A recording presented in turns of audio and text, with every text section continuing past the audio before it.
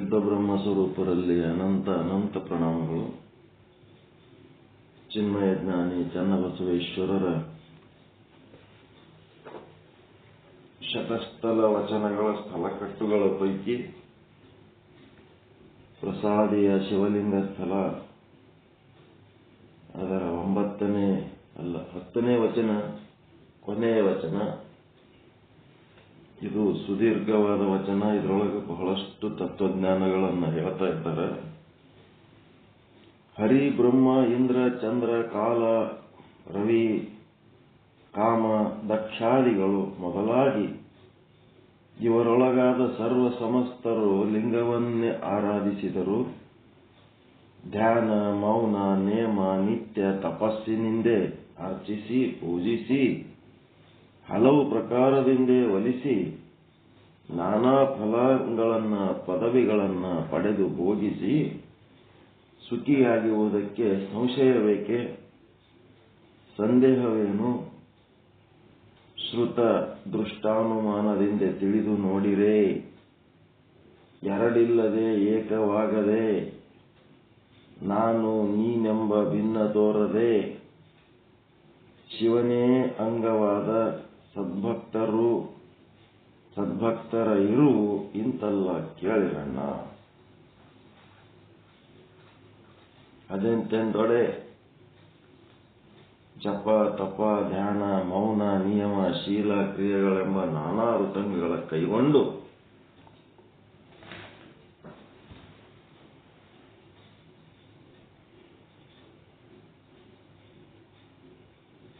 ಹಲವು ಪ್ರಕಾರದ ಅರ್ಚನೆ ಪೂಜನೆ ಮಾಡಿ ಒಲಿಸಿಕೊಂಡು ಭಕ್ತಿ, ಯುಕ್ತಿ, ಶಕ್ತಿಯಿಂದ ಚತುರ್ವಿಧ ಫಲಗಳನ್ನು ಪಡೆದು ಮೇಲೆ ಮುಕ್ತಿ ಆಗಬೇಕೆಂಬ ಆಸೆ, ಅಲ್ಪ ಆಸೆವಿಡಿದು ಭ್ರಮೆಗೊಳಗಾದ ಭ್ರಾಂತು ಮರ್ಕಟರಂತಲ್ಲ ನೋಡಿರೆ. ಈ ದೇವತೆಗಳೆಲ್ಲ ಲಿಂಗ ಪೂಜೆ ಮಾಡಿದ್ರೆ ಖರೆ, ಆದ್ರೆ ದೇವತೆಗಳಿಗೆ ಮೋಕ್ಷ ಆಗಲಿಲ್ಲ. ಅವ್ರೇನ್ ಮಾಡಿದ್ರು? ಸಕಾಮ ಕರ್ಮಿಗಳಾಗಿ ಸ್ವರ್ಗದ ಅಧಿಪತಿಗಳಾಗಬೇಕು ಅಂತೇಳಿ ಅವರಿಗೊಂದು ಇಚ್ಛೆ ಇಟ್ಟುಕೊಂಡು ಮಾಡಿದ್ರು. ಪರಮಾತ್ಮ ಅವರಿಗೆ ಸ್ವರ್ಗದ ಅಧಿಪತಿಗಳಾಗಿ ಮಾಡಿಕೊಟ್ಟ. ಆದ್ರೆ ಆ ಒಂದು ಸ್ವರ್ಗದ ಅಧಿಪತಿಗಳಾದರೂ ಸಹಿತ ಅವ್ರ ಪುಣ್ಯ ಎಷ್ಟು ದಿವಸ ಇರ್ತದ? ಅಷ್ಟೇ ದಿವಸ. ಪುಣ್ಯ ಆಗಲಿ ಪಾಪ ಆಗಲಿ ಕರ್ಮಗಳು ಫಲ ಕೊಟ್ಟು ಏನಾಗ್ತವವು? ಕರ್ಮಗಳು ಫಲ ಕೊಟ್ಟ ಮೇಲೆ ಏನಾಗ್ತಾವ? ಕರ್ಮಗಳು ನಾಶ ಹೋಗ್ಬಿಡ್ತಾವ. ಸಕಾಮ ಕರ್ಮ ಏನದ ಅದು ನಾಶ ಆಗ್ತದದು. ಅದು ಪುಣ್ಯ ಇರ್ಬೋದು, ಪಾಪ ಇರ್ಬೋದು, ಅದು ನಾಶ ಹೋಗ್ಬಿಡ್ತದ. ಆದ್ಮೇಲೆ ಮತ್ತೇನಾಗ್ತದ? ಎಲ್ಲಿದ್ರು ಮತ್ತೆ ಅಲ್ಲಿಗೆ ಬರ್ತಾರೆ, ಮತ್ತೆ ಲೋಕಕ್ಕೆ ಬರ್ತಾರೆ. ದೇವತೆಗಳಾಗ್ಬೋದು, ದೇವತೆಗಳ ಸ್ವರ್ಗ ಲೋಕಕ್ಕೆ ಅಧಿಪತಿಗಳು ಆಗ್ಬೋದು. ಅವ್ರ ಪುಣ್ಯ ಇರೋ ತನಕ ಅಲ್ಲಿದ್ದು ಪುಣ್ಯ ಮುಗಿದ್ಮೇಲೆ ಮತ್ತೆ ಲೋಕಕ್ಕೆ ಬರ್ಬೇಕಾಗ್ತದ. ಮತ್ತೆ ಇಲ್ಲಿ ಬಂದು ಪುಣ್ಯ ಮಾಡಿ ಮತ್ತೆ ಸ್ವರ್ಗಕ್ಕೆ ಹೋಗಿ ಮತ್ತೆ ವಾಪಸ್ ಬರ್ಬೇಕು. ಇದೇನಂತಂದ್ರ ಮರ್ಕಟನ ಆಟ ಅಂದ್ರೆ, ಮಂಗ್ಯನ ಆಟ ಅಂದ್ರೆ.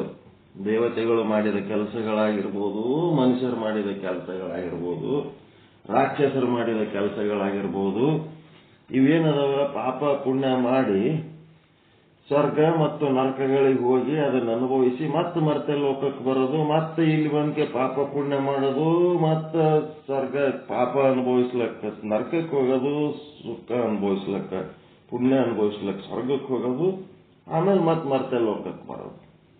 ಹಿಂಗಿದು ಮಾಡ್ಕೋತ ಎಷ್ಟು ದಿವಸ ಮಾಡ್ತೀರಿ ನಾವು ಹಂಗೇನ ಆಟ ಕಂಟಿನ್ಯೂ. ಅದಕ್ಕೆ ಇದೆಲ್ಲ ಮಾಡ್ಕೋತ ಮ್ಯಾಲ ಏನಂತಾರ? ಮುಕ್ತಿ ಆಗ್ಬೇಕು ಅಂತ ಎಲ್ಲರೂ ಮಾತಾಡ್ತಾರೆ. ರಾಕ್ಷಸರು ಮುಕ್ತಿನೇ ಬೇಕು. ಮುಕ್ತಿ ಅಂದ್ರೆ ಪರಮಾನಂದ ಪ್ರಾಪ್ತಿ, ಸರ್ವ ದುಃಖ ನಿವೃತ್ತಿ. ದೇವತೆಗಳಿಗೂ ಮುಕ್ತಿ ಬೇಕು, ಮನುಷ್ಯರಿಗೂ ಮುಕ್ತಿ ಬೇಕು. ಆದ್ರೆ ಮುಕ್ತಿ ಬೇಕು ಅಂತಾರ, ಮುಕ್ತಿಗೆ ಸಂಬಂಧಪಟ್ಟಂತ ಆಧ್ಯಾತ್ಮ ಸಾಧನೆ ಮಾಡ್ತಾ ಇಲ್ಲ. ಮತ್ತೆ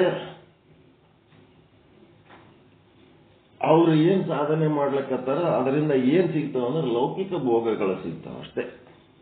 ಲೌಕಿಕ ಭೋಗಗಳು ಸಿಗ್ತಾವ. ಆ ಭೋಗಗಳು ಶಾಶ್ವತವಲ್ಲ, ಆ ಕರ್ಮಗಳು ಶಾಶ್ವತವಲ್ಲ. ಶಿವ ಮಹಾದೇವ ಶಂಕರ ಸಾಂಬ ಎಂದು ಆ ಮಹಾವಸ್ತುವಿನಲ್ಲಿ ಬೆರೆಸಿದ ಅಭೇದ್ಯ ಶರಣಂಗೆ ಜಪ ತಪ ಧ್ಯಾನ ಮೌನವೆಲ್ಲಿಯದು. ಆ ಶರಣ ಯಾರನ್ನ ಕುರಿತು ಜಪ ಮಾಡಬೇಕು? ಅಭೇದ್ಯ ಅಂದ್ರೆ ಭೇದ ಇಲ್ಲ, ಜೀವನೇ ಶಿವನಾದಂಥವನು, ಲಿಂಗೈಕ್ಯ, ಲಿಂಗದೊಳಗೆ ಐಕ್ಯನಾಗಿ ಜೀವ ತಾನು ಶಿವ ಅಂತೇಳಿ ಭಾವಿಸಿದಂಥ ಶಿವೋಹಮ್ಮನಂತ ಅನುಸಂಧಾನ ಮಾಡುವಂತ ಶರಣ ಅವ ಯಾರನ್ನ ಪೂಜೆ ಮಾಡಬೇಕು? ಅಭೇದ್ಯ ಶರಣ. ಆ ಮಹಾವಸ್ತುವಿನಲ್ಲಿ ಶಿವ ಮಹಾದೇವ ಶಂಕರ ಸಾಂಬ ಎಂದು ಆ ಮಹಾವಸ್ತುವಿನಲ್ಲಿ ಬೆರೆಸಿದ ಅಭೇದ್ಯ ಶರಣಂಗೆ ಜಪ ತಪ ಧ್ಯಾನ ಮೌನವೆಲ್ಲಿಯದೋ. ಈ ಪೂಜೆ ಮಾಡ್ಬೇಕಾದ್ರೆ ತನ್ನಿಂದ ಭಿನ್ನವಾದ ಒಂದು ವಸ್ತು ಇದ್ರೆ ಪೂಜೆ ಮಾಡ್ಬೇಕಲ್ಲ.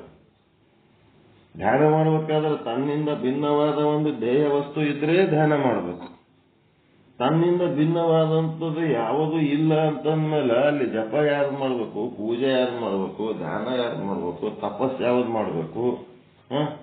ಧ್ಯಾನ ಧ್ಯೇಯ ಒಳಪಟ್ಟು ಆನಂದದಿಂದ ಇಪ್ಪಂಗೆ ತಪದ ತರಹು ಇನ್ನೆಲ್ಲಿಯದೋ.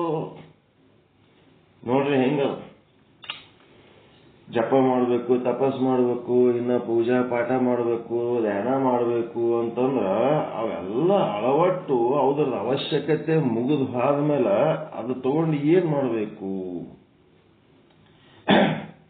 ಇವೆಲ್ಲ ಹೆಂಗಾಗಬೇಕು ನಾವು ಮಾಡುವ ಸಾಧನೆಗಳು ಅಂತಂದ್ರ, ಈಗ ಸಾಲಿಗೆ ಹಚ್ಚೋ ಟೈಮ್ನಾಗ ಫಸ್ಟಿಗೆ APPL ಆಪಲ್ ಅಗಸ ಅಂತೇಳಿ ಅಂಕ್ಲಿಪ್ ಬುಕ್ ಇರ್ತಾವಲ್ಲ, ಹಾಗಿವೆಲ್ಲ ಕರ್ಮಗಳು ಉಪಾಸನೆಗಳು ಅಂಕ್ಲಿಪ್ ಇದ್ದಂಗೆ ಆರಂಭದಲ್ಲಿ ಅವು ಹಿಡಿಬೇಕು. ಆರಂಭದಲ್ಲಿ ಅವು ಓದೋದೇ ದೊಡ್ಡ ಕಷ್ಟ. ಉಳಿದದ್ದೆಲ್ಲ ಓದ್ಬೋದು. ಮೊದಲು ಅಕ್ಷರ ಜ್ಞಾನ ಬರ್ಬೇಕಾದ್ರೆ ದೊಡ್ಡ ಕಷ್ಟ. ಅಂಕ್ಲಿಪ್ ಓದೋದು ಬಹಳ ಕಷ್ಟದ ಕೆಲಸ ಅದು. ಆರಂಭದಲ್ಲಿ ಹೊಸ ಹೊಸ ಅಕ್ಷರಗಳು, ಹೊಸ ಹೊಸ ಶಬ್ದಗಳು, ಹೊಸ ಹೊಸ ವಾಕ್ಯಗಳು. ಅದಾದ್ಮೇಲೆ ಮುಂದೆ ಏನ್ ಬೇಕಾದ್ದು ಓದಿದ್ರು ತಿಳಿತದ. ಈಗ ಏನಾಗ್ಯದಪ್ಪ, SSLC ಬಂದ ಹುಡುಗ, SSLC ಪಾಸ್ ಆಗ್ಯಾನ. SSLC ಪಾಸ್ ಆದ್ಮೇಲೆ ಅವನಿಗೆ ಅಂಕ್ಲಿಪ್ ಅವ ಓದಿದ್ದೆ ಅಂಕ್ಲಿಪ್ ಅವನ ಕೈಗೆ ಸಿಕ್ತಂತಂದ್ರ ಅದಕ್ಕೆ ಎಷ್ಟು ಮಹತ್ವ ಕೊಡ್ತಾನ ಅವನು? SSLC ಪಾಸ್ ಆದ ಹುಡುಗ ತಾನು LKG ಸೇರುವಾಗ ಓದಿದ ಅಂಕ್ಲಿಪ್ಪಿಗೆ ಎಷ್ಟು ಮಹತ್ವ ಕೊಡ್ತಾನ ಅವನು?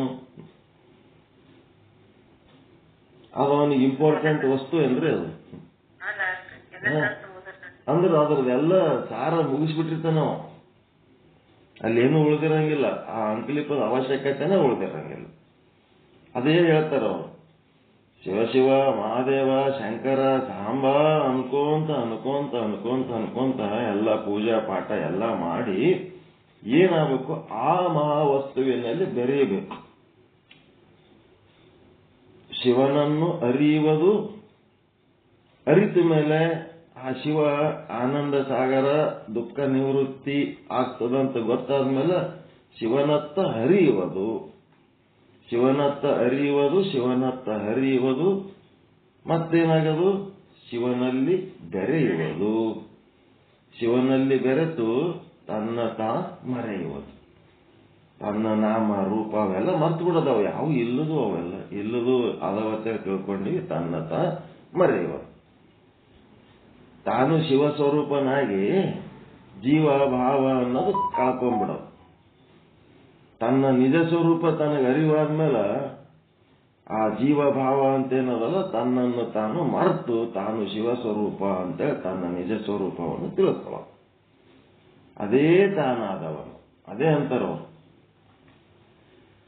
ಶಿವ ಮಹಾದೇವ ಶಂಕರ ಸಾಂಬ ಎಂದು ಅಂತಂದ್ರ ಈ ಸಾಲಿನೊಳಗೆ ಏನದ ಅಂತಂದ್ರ ಸಾಧನೆ ಮಾಡ್ಯಾನ, ಕರ್ಮ ಉಪಾಸನೆ ಮಾಡ್ಯಾನ. ಮಾಡಿ ಏನ್ ಮಾಡ್ಯಾನ? ನಿಷ್ಕಾಮ ಕರ್ಮಿ ಆದ್ರ ಅವನೊಳಗೆ ಬೆರಿತಾನ. ಸಕಾಮ ಕರ್ಮಿ ಆದ್ನಂದ್ರ ಅವ ಒಂದು ವಸ್ತು ಕೊಟ್ಟು ಕಳಿಸ್ತಾನ. ಹೆಂಗ?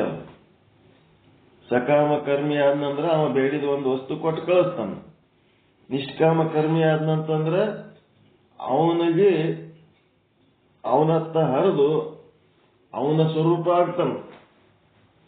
ಈಗ ಒಂದು ಅಂಗಡಿಗೆ ಹೋಗ್ತೀರಿ ನೀವು, ಅಂಗಡಿಗೆ ಹೋಗಿದ್ದೀರಿ ಅಂತಂದ್ರ ನೀವು ಗಿರಾಕಿಯಾಗಿ ಹೋದ್ರಿ ಅಂತಂದ್ರೆ ನಿಮ್ಮಲ್ಲಿದ್ ಒಂದಿಟ್ಟು ರೊಕ್ಕ ಇಸ್ಕೊಂಡು ಏನ್ ಮಾಡ್ತಾನ, ಅವ ಒಂದು ವಸ್ತು ಕೊಟ್ಟು ಬಿಡ್ತಾನ, ಅದ್ ತಗೊಂಡು ನಿಮ್ಮ ಮನೆಗೆ ಬರ್ತೀರಿ. ಅಂಗಡಿ ಒಳಗಿಂದ ಒಂದು ವಸ್ತು ತಗೊಂಡು ನಿಮ್ಮ ಮನೆಗೆ ನೀವು ಬರ್ತೀರಿ. ಅದೇ ಆ ಅಂಗಡಿ ಮಾಲೀಕನ ಪ್ರೇಮಿಯಾಗಿ ಹೋದ್ರಿ ಅಂತಂದ್ರೆ ಒಂದಿನ ಅಂಗಡಿ ಮಾಲೀಕನ ಕುರ್ಚಿ ಕುಂದಿರ್ತೀರಿಲ್ಲ ನೀವು, ತನ್ನಂತೆ ಮಾಡ್ಕೋತ ನಾವು ಮಾಲೀಕನ ಪ್ರೀತಿಸ್ಬೇಕಾ ಇನ್ನು ಮಾಲೀಕನ ಜಗತ್ತಿನಲ್ಲಿರೋ ವಸ್ತುಗಳನ್ನ ಪ್ರೀತಿಸ್ಬೇಕಾ?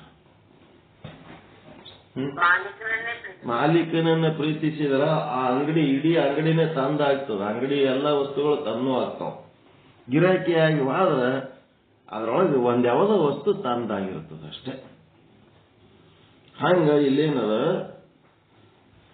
ಅವನಲ್ಲಿ ಬೆರೆತು ಒಂದಾದವನಿಗೆ ಶಿವಶಿವ ಮಹಾದೇವ ಶಂಕರ ಸಾಂಬ ಎಂದು ಆ ವಸ್ತುವಿನಲ್ಲಿ ಬೆರೆಸಿದ ಅವೇದ್ಯ ಶರಣಂಗೆ ಜಪ ತಪ ಧ್ಯಾನ ಮೌನವೆಲ್ಲಿ ಅದೋ.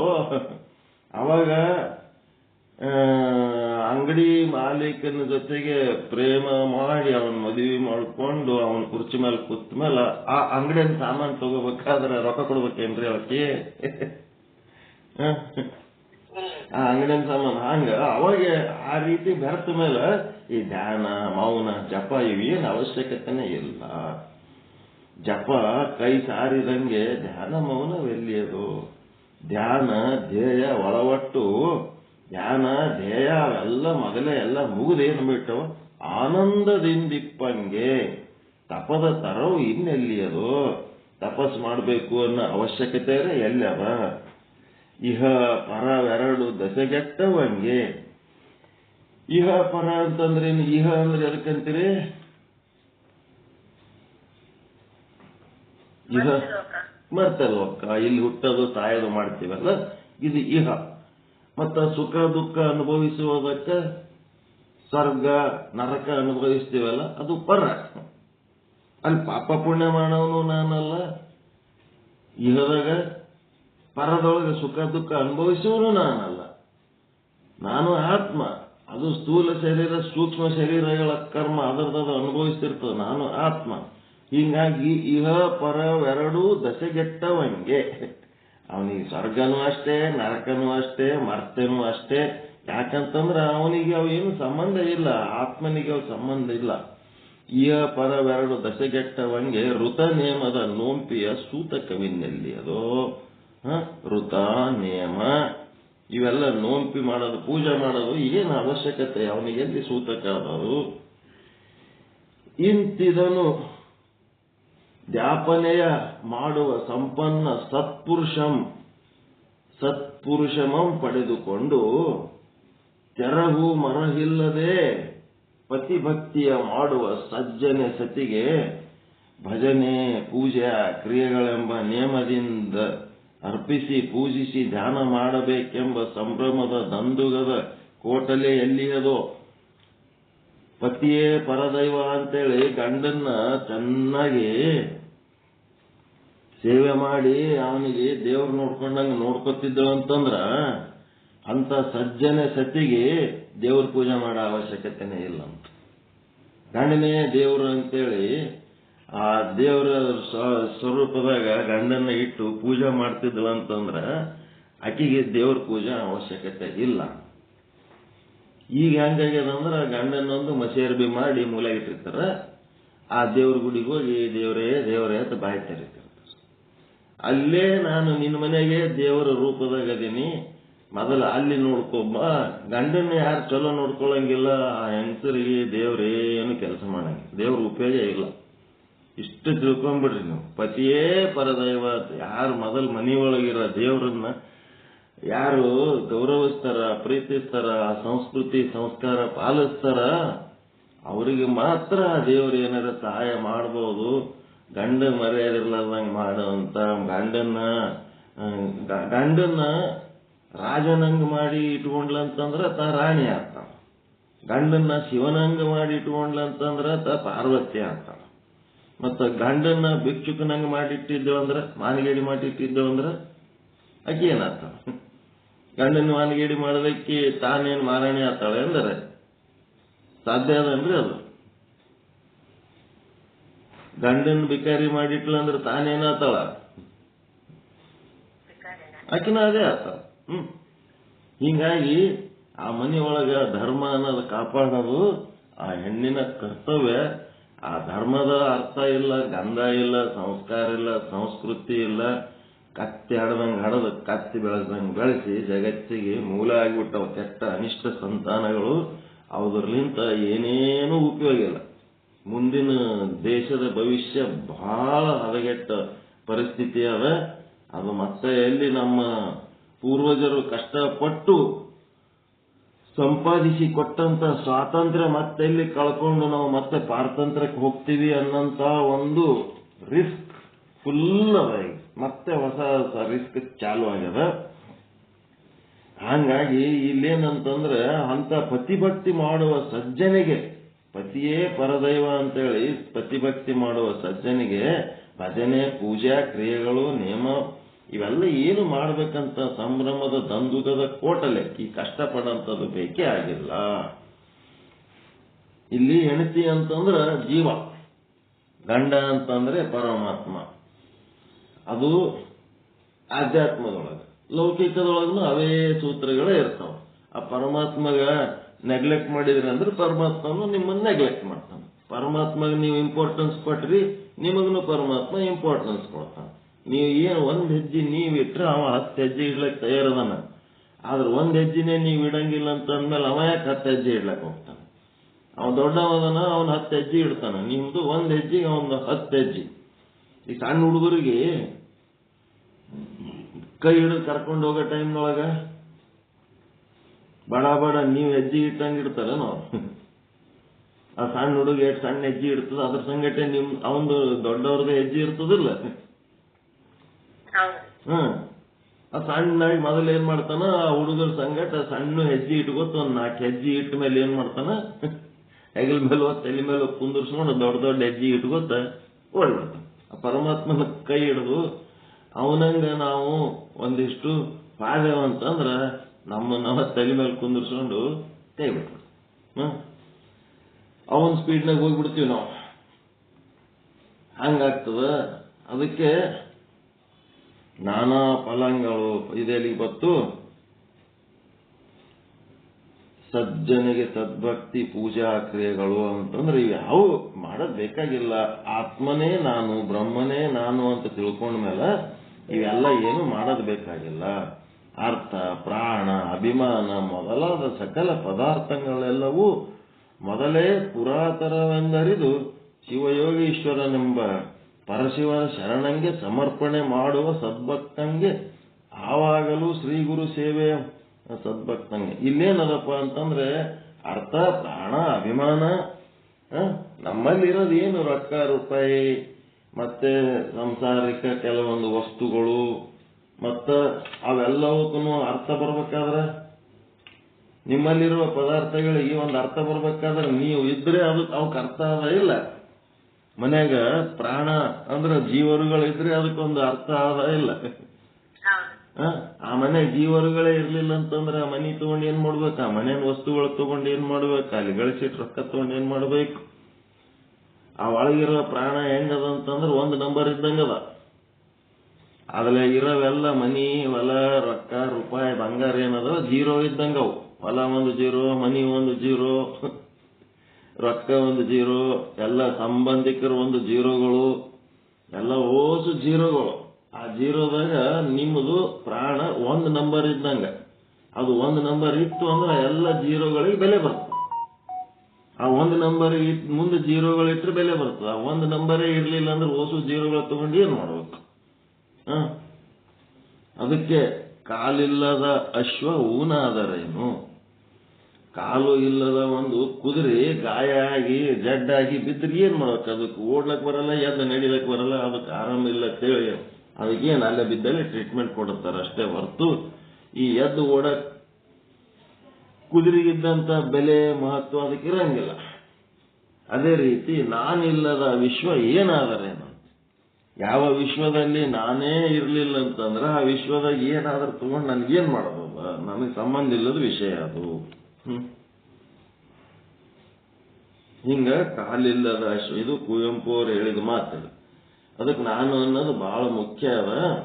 ಈಗ ಏನಾಯ್ತಪ್ಪ ಅಂದ್ರೆ ಅರ್ಥ ಪ್ರಾಣ ಅಂದ್ರೆ ಗೊತ್ತಾಯ್ತು. ಅರ್ಥ ಅಂದ್ರೆ ನಿಮ್ಮಲ್ಲಿರುವ ಎಲ್ಲ ರೊಕ್ಕ ರೂಪಾಯಿ ಬಂಗಾರ ಸಂಪತ್ತುಗಳು ಮತ್ತು ಸಂಬಂಧಗಳು ಅವೆಲ್ಲ ಅರ್ಥ. ಆ ಅರ್ಥಗಳಿಗೆ ಒಂದು ಅರ್ಥ ಬರ್ಬೇಕಾದ್ರೆ ನಿಮ್ದೊಂದು ಪ್ರಾಣ. ನಿಮಗ್ ಪ್ರಾಣ ಇದ್ರೆ ಸಹಿತ ಜೀವಂತ ಇದ್ರು ಅವು ಯಾರು ಎತ್ಕೊಂಡು ಓದ್ತಿದ್ರು ನೋಡ್ಕೊತ್ ಸುಮ್ ಕೂತಿದ್ರೆ ಅಂತಂದ್ರೆ ಅಭಿಮಾನ ಇಲ್ಲ, ಅದು ರಕ್ಷಣೆ ಮಾಡ್ಲಿಕ್ಕೆ ಆಗಂಗಿಲ್ಲ. ಅದು ನಾನು ನನ್ನದು ಅನ್ನೋದು ಇಟ್ಕೊಂಡು ಅಭಿಮಾನ ಪಟ್ಟರದ ರಕ್ಷಣೆ ಆಗ್ತದೆ. ಇಲ್ಲರೆ ಯಾರು ಹರ್ಕೊಂಡು ಕಿತ್ಕೊಂಡು ಹೋಗ್ಬಿಡ್ತಾರೆ. ಅದಕ್ಕೆ ಇವು ಮೂರು ಅರ್ಥ ಪ್ರಾಣ ಅಭಿಮಾನ ಇವೆಲ್ಲ ಎಂತವಂತಂದ್ರ ನನ್ನು ಅಂತ ಅನ್ಬಾರ್ದಂತ ಪರಮಾತ್ಮ ಇವೆಲ್ಲ ನಿನ್ನೂ ಅಪ್ಪ ಅನ್ಬೇಕಂತ.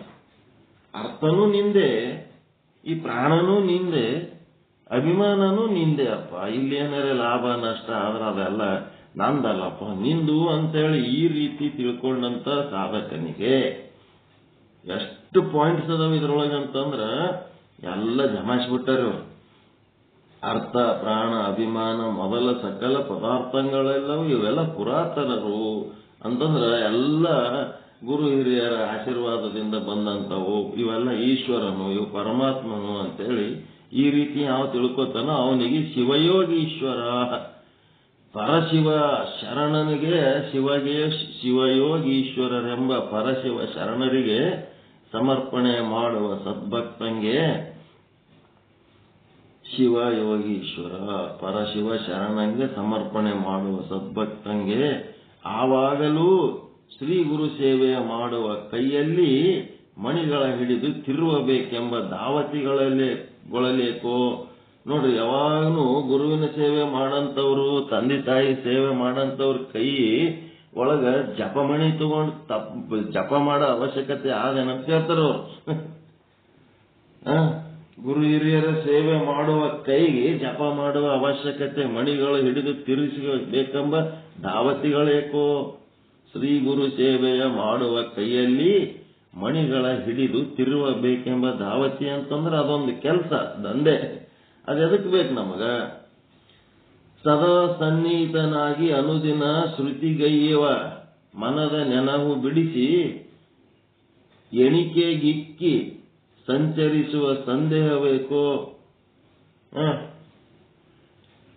ಅನುಮಿಷವಾಗಿ ನೋಡುವ ದೃಷ್ಟಿಗೆ ಎವೆಯ ಮರೆಯ ಮಾಡಿಕೊಂಡು ಕಣ್ಣು ಮುಚ್ಚೋದೇಕೋ. ಮನದ ನೆನವು ಬಿಡಿಸಿ ಅವು ಜಪ ತಿರುಗಿಸೋದು ಮತ್ತು ಜಪ ಎಣಿಸ್ತಿರಲ್ಲ, ಎಷ್ಟು ಲಕ್ಷ ಆಯ್ತು ಅಷ್ಟು ಲಕ್ಷ ಆಯ್ತು ಅಂತೇಳಿ 1,000 ಜಪ ಮಾಡಿದೆ, 1,00,000 ಜಪ ಮಾಡಿದೆ. ಸದಾ ಸನ್ನಿಹಿತವಾಗಿ ಅನುದಿನ ಶ್ರುತಿಗೈವ. ಈ ಪ್ರತಿನಿತ್ಯ ನಾವು ಶ್ರುತಿ ಅಂದ್ರೆ ವೇದಗಳನ್ನು ಓದ್ತೀವಿಲ್ಲ, ನಾವು ಬ್ರಹ್ಮಜ್ಞಾನ ಮಾಡೋವನಿಗೆ ನಾವು ಜಪ ಮಾಡಿ ಎಷ್ಟು ಜಪ ಮಾಡಿವಿ ಅಂತ ಹೇಳಕ್ಕೆ ಎಣಸ ಅವಶ್ಯಕತೆ ಇಲ್ಲ. ಗುರು ಹಿರಿಯರ ಸೇವೆ ಮಾಡುವ ಕೈಗೆ ಜಪ ಮಾಡುವ ಅವಶ್ಯಕತೆ ಇಲ್ಲ. ಮಣಿಗಳನ್ನು ಹಿಡ್ಕೊಂಡು ಎಣಸ ಅವಶ್ಯಕತೆ ಇಲ್ಲ.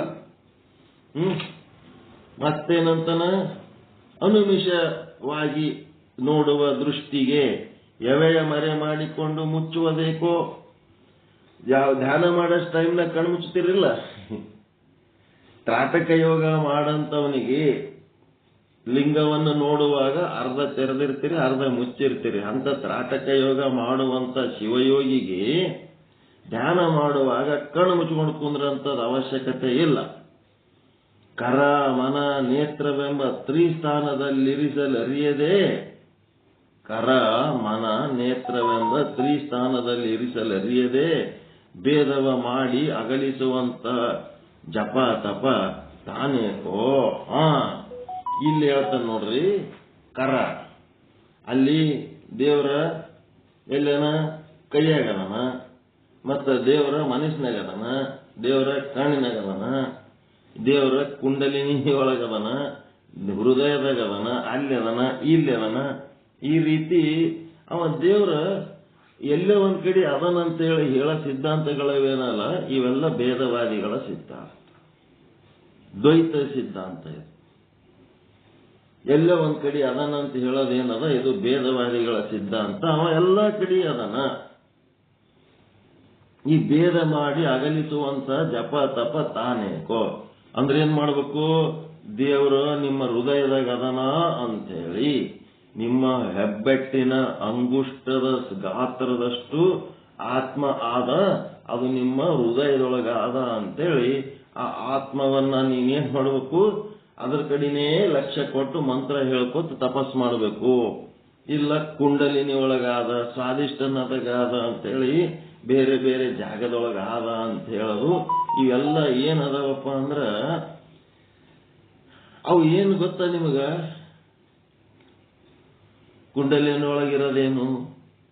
ಸ್ವಾದಿಷ್ಠಾನದಾಗ ಇವು ಅವೇನದವಲ್ಲ ಚಕ್ರಗಳಲ್ಲಿ ಇರೋದ್ಯಾವುದು, ಮತ್ತು ಹೃದಯದೊಳಗಿರೋದ್ಯಾವುದು, ಭ್ರುಕುಟಿ ಒಳಗಿರೋದ್ಯಾವುದು, ಸಹಸ್ರದಾಗಿರೋದ್ಯಾವುದು, ಇವೆಲ್ಲ ಏನವು? ಶಕ್ತಿಗಳ್ರಿ ಅವೆಲ್ಲ, ಶಿವ ಅಲ್ಲ. ಶಕ್ತಿಗಳು, ಎನರ್ಜಿಗಳು, ಶಿವ ಅಲ್ಲ. ಪ್ರಕೃತಿಯ ಕೇಂದ್ರಗಳು.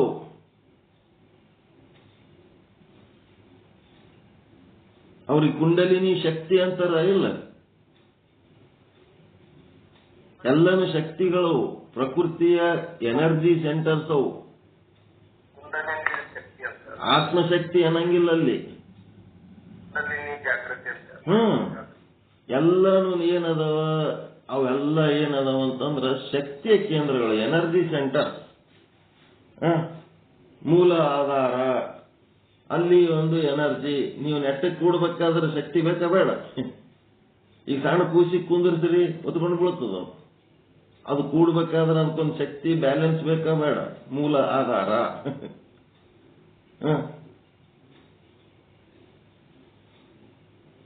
ಎಲ್ಲದಕ್ಕೂ ಶಕ್ತಿ ಬೇಕಾ ಬೇಡ? ಕೂಡೋದಕ್ಕೆ ಶಕ್ತಿ ಬೇಕು, ಮಲ ವಿಸರ್ಜನೆ ಮಾಡಬೇಕಾದ್ರೆ ಶಕ್ತಿ ಬೇಕು, ಮೂತ್ರ ವಿಸರ್ಜನೆ ಮಾಡುವುದಕ್ಕ ಮತ್ತು ಎಂಥದ್ದು ಸಂತಾನೋತ್ಪತ್ತಿ ಮಾಡುವುದಕ್ಕ ಸ್ವಾದಿಷ್ಠಾನ ಚಕ್ರ ಅಂತಂದ್ರ ಆ ಜಾಗ ಏನು ಕೊಯ್ದು ಆಪರೇಷನ್ ಮಾಡಿದ್ರೆ ಅಲ್ಲಿ ಏನು ಚಕ್ರ ಸಿಗಲ್ಲ, ಏನು ಸಿಗಲ್ಲ. ಅಲ್ಲಿ ಒಂದು ಶಕ್ತಿ ಬೇಕು.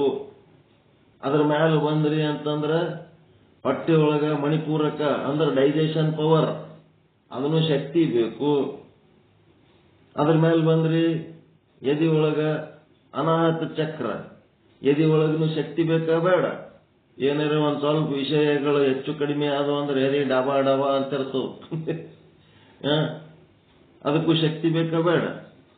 ಅದಾದ್ಮೇಲೆ ಅದ್ರ ಮೇಲೆ ಆದ್ರಿ ಗಂಟಲ್ದಾಗ ವಿಶುದ್ಧಿ ಚಕ್ರ, ಮಾತಾಡ್ಬೇಕಾದ್ರೆ ಶಕ್ತಿ ಬೇಕಾ ಬೇಡ? ಎಲ್ಲ ಶಕ್ತಿ ಕೇಂದ್ರಗಳು. ಅದಕ್ಕಿಂತ ಮೇಲಾದ್ರಿ ಆಜ್ಞಾ ಚಕ್ರ ಅಂತಂದ್ರ ಮನಸ್ಸಿನ ಒಂದು ಕೇಂದ್ರ, ಅಲ್ಲಿನೂ ಶಕ್ತಿ ಬೇಕಾ ಬೇಡ? ಮನಸ್ಸು ಆಲೋಚನೆ ಮಾಡ್ಬೇಕಾದ್ರೆ ಇವೆಲ್ಲ ಶಕ್ತಿ ಕೇಂದ್ರಗಳಿವು. ಆತ್ಮ ಅಲ್ಲ ಇವು, ಸ್ಪಿರಿಟ್ ಅಲ್ಲ, ಆತ್ಮನಲ್ಲಿರುವಂತ ಶಕ್ತಿಗಳಿವು. ಇಲ್ಲೇನದಂತಂದ್ರ ಭೇದ ಮಾಡಿ ಅಂತ ಹೇಳ್ತಾನ. ಅಲ್ಲಿ ಅದ ಇಲ್ಲಿ ಅದ ಅಂತೇಳಿ ಕರ ಮನ ನೇತ್ರವೆಂಬ ತ್ರಿಸ್ಥಾನದಲ್ಲಿ ಇರಿಸಲರಿಯದೆ ಭೇದವ ಮಾಡಿ ಅಗಲಿಸುವ ಜಪ ತಪ ತಾನೇಕೋ ಅಲ್ಲಿ ಅದ ಇಲ್ಲಿ ಅದ ಅಂತೇಳಿ ಪರಿಪೂರ್ಣವಾದ ವಸ್ತು ಕರಕಮಲದಲ್ಲಿರಲಿಕ್ಕಾಗಿ ಅಗಲಿಸಿ ದೂರಕ್ಕಿಕ್ಕಿ ಎವೆದೆರಹ ಮಾಡಿ ಖಂಡಿಸಿ ಖಂಡಿಯನೆಂಬ ಧ್ಯಾನ ಮೌನವದೇಕೋ. ಪರಿಪೂರ್ಣವಾದ ವಸ್ತು, ಈ ಮಾತು ಚಂದ ತಿಳ್ಕೋಬೇಕು. ಪರಿಪೂರ್ಣವಾದ ವಸ್ತು ಕರಕಮಲದಲ್ಲಿರಲಿಕ್ಕಾಗಿ. ಇಲ್ಲಿ ಬರ್ರಿ ಈಗ ನೀವು. ಕರಕಮಲ ಅಂದ್ರೆ ಯಾವುದು?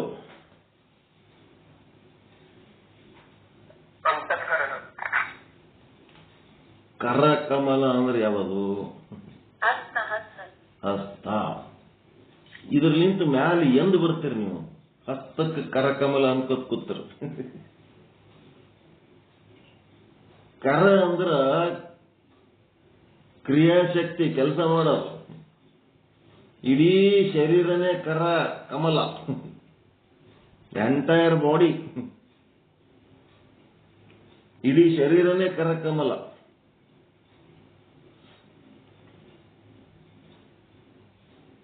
ಅದು ಒಳಗ ಪರಿಪೂರ್ಣವಾದ ವಸ್ತು ಅದ. ಆತ್ಮ ಎಲ್ಲದ?